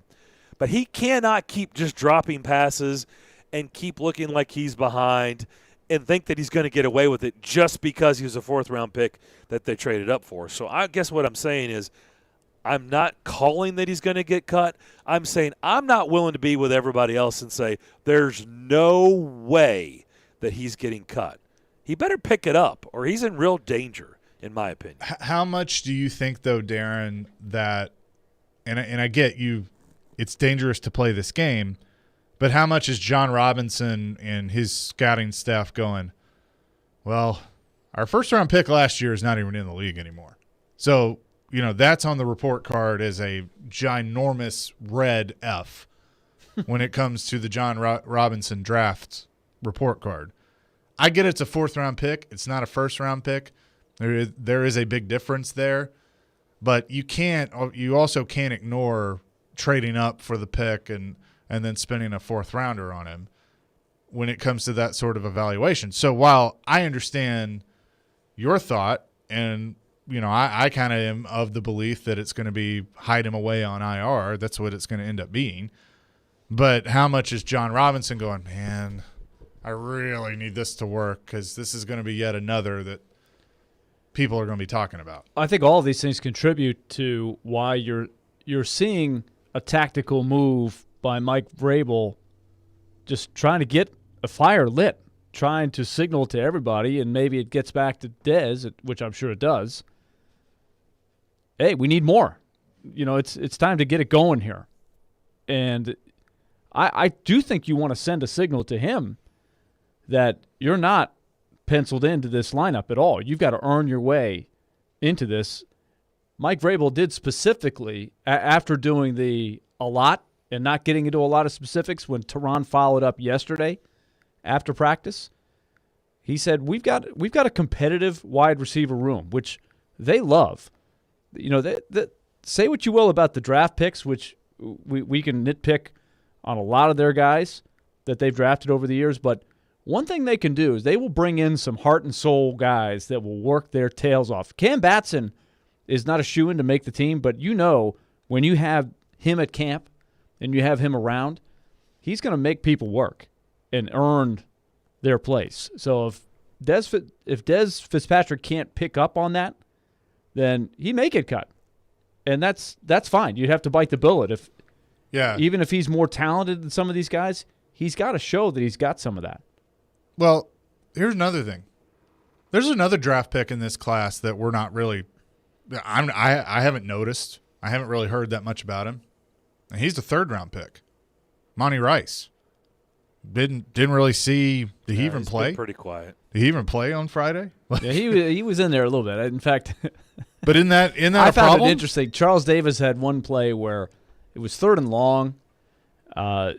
Felipe Franks just threw the ball away, and Rice, he made a decent read. He came off of his guy that he was covering to force the throw, and they were like honing in on it. I was like, well, I don't know if that was anything special, but that is a guy that I want to see more from. You just want to have a good batting average with your picks. You're not going to have a perfect record.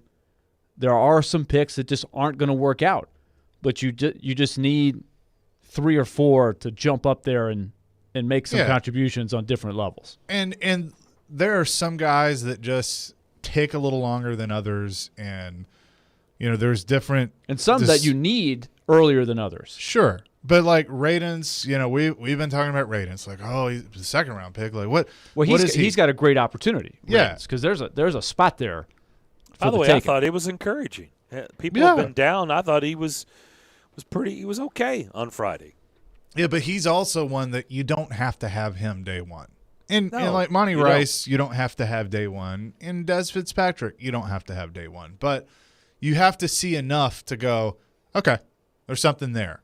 And especially with Fitzpatrick, there's not anything there right now, and you're so loaded at receiver. I mean, Teron named 10 guys earlier.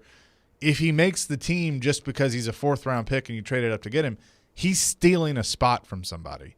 And he's stealing a spot from somebody that you can't sneak through to the practice squad and everything will be okay. Some of those guys, like a Westbrook Akine or Kinsey, you can probably sneak through to the practice squad and you'll be okay. But I don't know if you can say that about Batson. Or I don't know if you can say that about Fitzpatrick. I don't know why everybody's like, oh my gosh, people will be gobbling up what? They're going to be gobbling up Dez Fitzpatrick. Do you know how many Dez Fitzpatricks there are out there when they do all these cut downs? There are quite a few, but they'll be littered with Dez Fitzpatricks out there, guys that were a 4th-round draft pick that haven't done anything. But haven't done anything after how many years? After one training camp, I think you would have more interest. I think that's been Teron's point, is that some of these guys are a little bit more known quantities. Mm-hmm.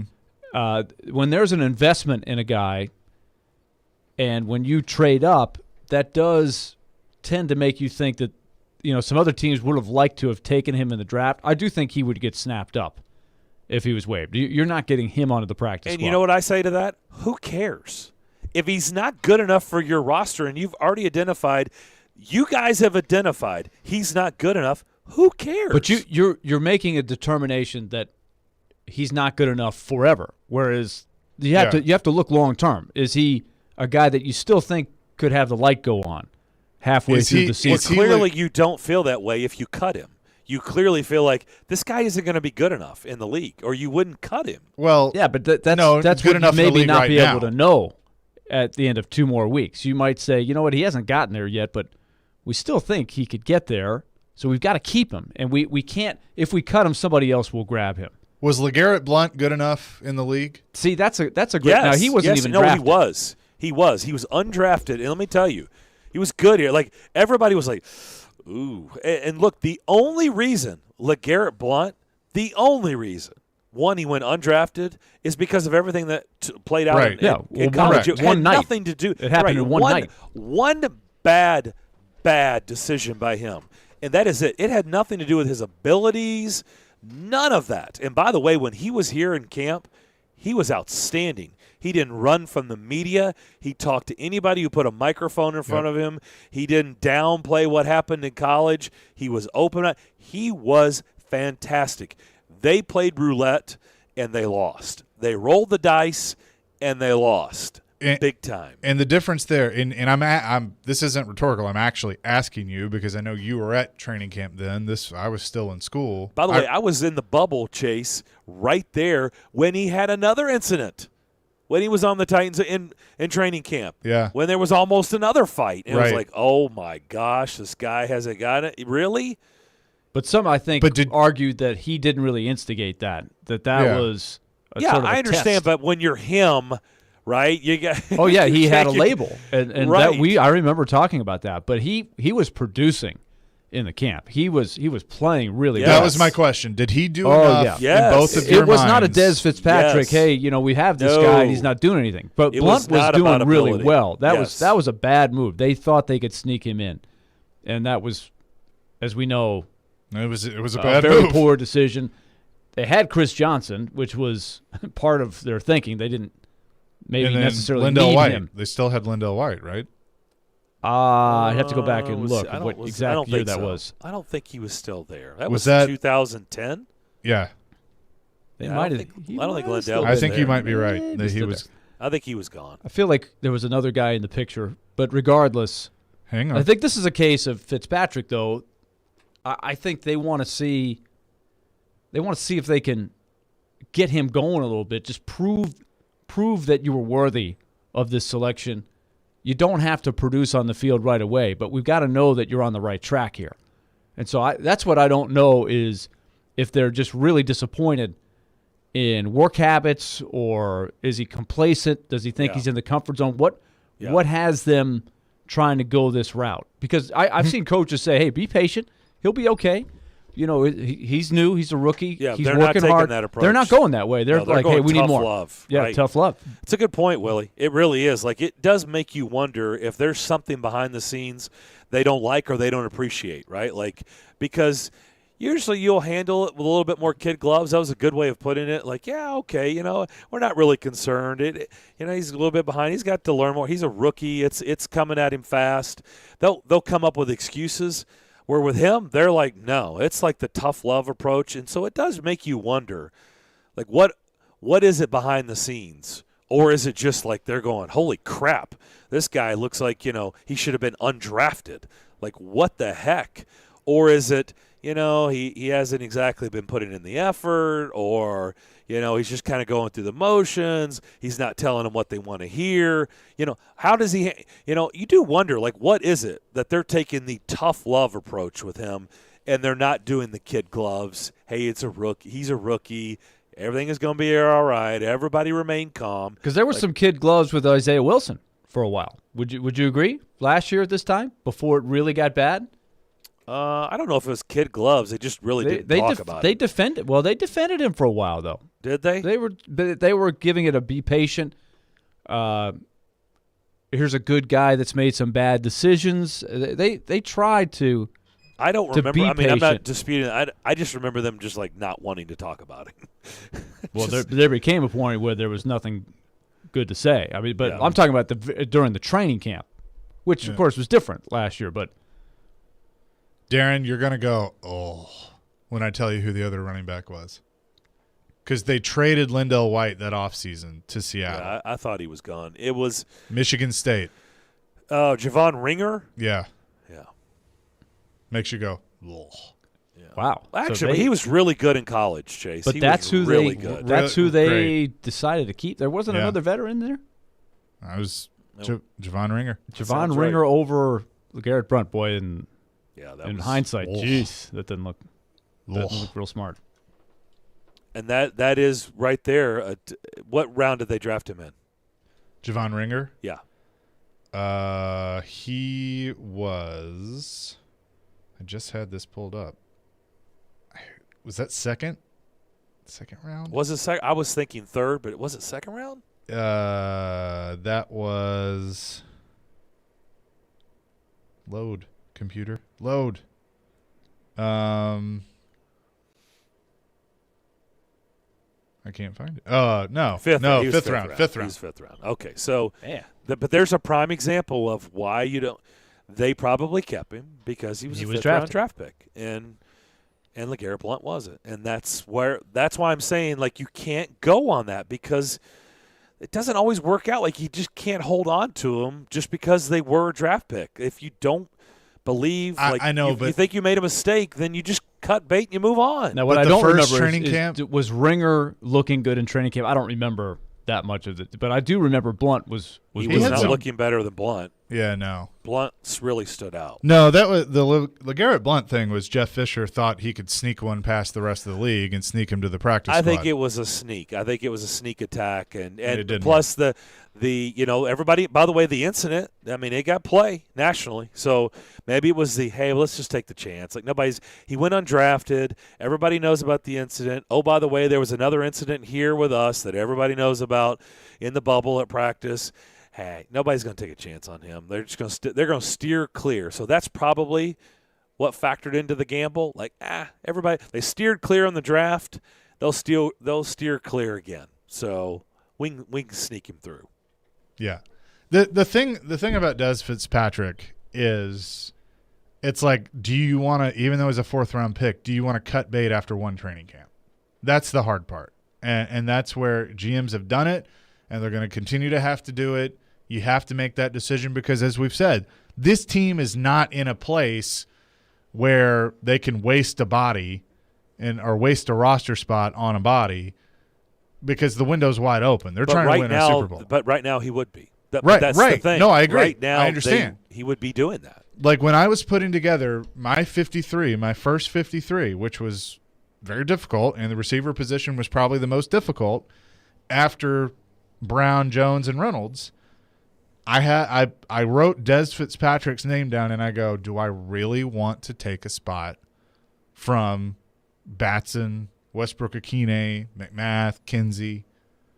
Do I really want to take a spot from one of those guys? Because that's what I'm doing. Mm-hmm. And that's what – ultimately, right now where he is, that's what they'll be doing if they keep him. That's why I think they're going to hide him on IR. They're literally wasting a spot right now. Right now. Yep. Because he cannot help them right now. He can't help them anytime soon. So what you just described, I don't disagree. But if they do keep him active, that's essentially what they're doing. They are wasting a spot right now on a guy that they're hoping comes around down the road. And if they go 7, like Tehran thinks they're going to, if they go 7 and he's one of them, then they're taking a spot from another position somewhere. In my opinion, that and one of these wide receivers that we just said, because there's been 10, and you could make a case for all the 3 that don't make the 7. You could certainly make a case, but like a Kinsey or a Westbrook-Akine, I think you feel pretty confident you can sneak them through to the practice squad and still have them. Yeah, and then make them one of your protects. That's a factor. Jim White came on here last week and said 8. I cannot imagine. I mean, 7 I think is 7's a stretch, but I'm being more convinced of it. I know 7 probably but it's like everybody's like, oh, they'll make it. It's like, well, then it goes back to the Predators thing. It's like, well, that's great that you want everybody. People got to go away. Like you can't. Yeah. So that's great that you want everybody on this roster, but that's not how it works. So people have to go away. And so when you say, oh, well, they're going to keep him because they were a draft pick, or oh, they're going to keep him because they like him, or oh, they're going to keep him because his special teams. Well, that's all great, but when you start going through the numbers, there's a lot of names that you keep saying they're going to have to keep that it can't work that way. So if you believe that 5 right now are set in stone. If you are in that camp, 5 are set in stone, right? Brown, Jones, Reynolds, and Johnson and Rogers. If you believe those 5 are set, now depending on what number you think, 6, 7, or 8, okay, then how do you make that work? You got 2 draft picks, okay? That puts you at 8. And, oh, by the way, that's got you Westbrook-Akine out, Batson out. Kinsey out. Out. So the other Brown out. Out. Well, I don't think really anybody. Yeah. I don't think anybody's really got it in the mix. But okay, so that's if you're. And then you're talking about keeping 8. Like really? You think they're going to keep 8 receivers? I don't think that. I just don't believe it. Where are you robbing Peter then? Because you're robbing Peter to pay Paul. That's what you're going to ultimately have to do. So are you? And I would say in this one discussion, less defensive lineman. All of us as media people, I think we have to caution ourselves that. It just seems to me every year we end up looking at the wide receiver position more so than a lot of other position groups. It's just natural because we're watching who's catching the passes.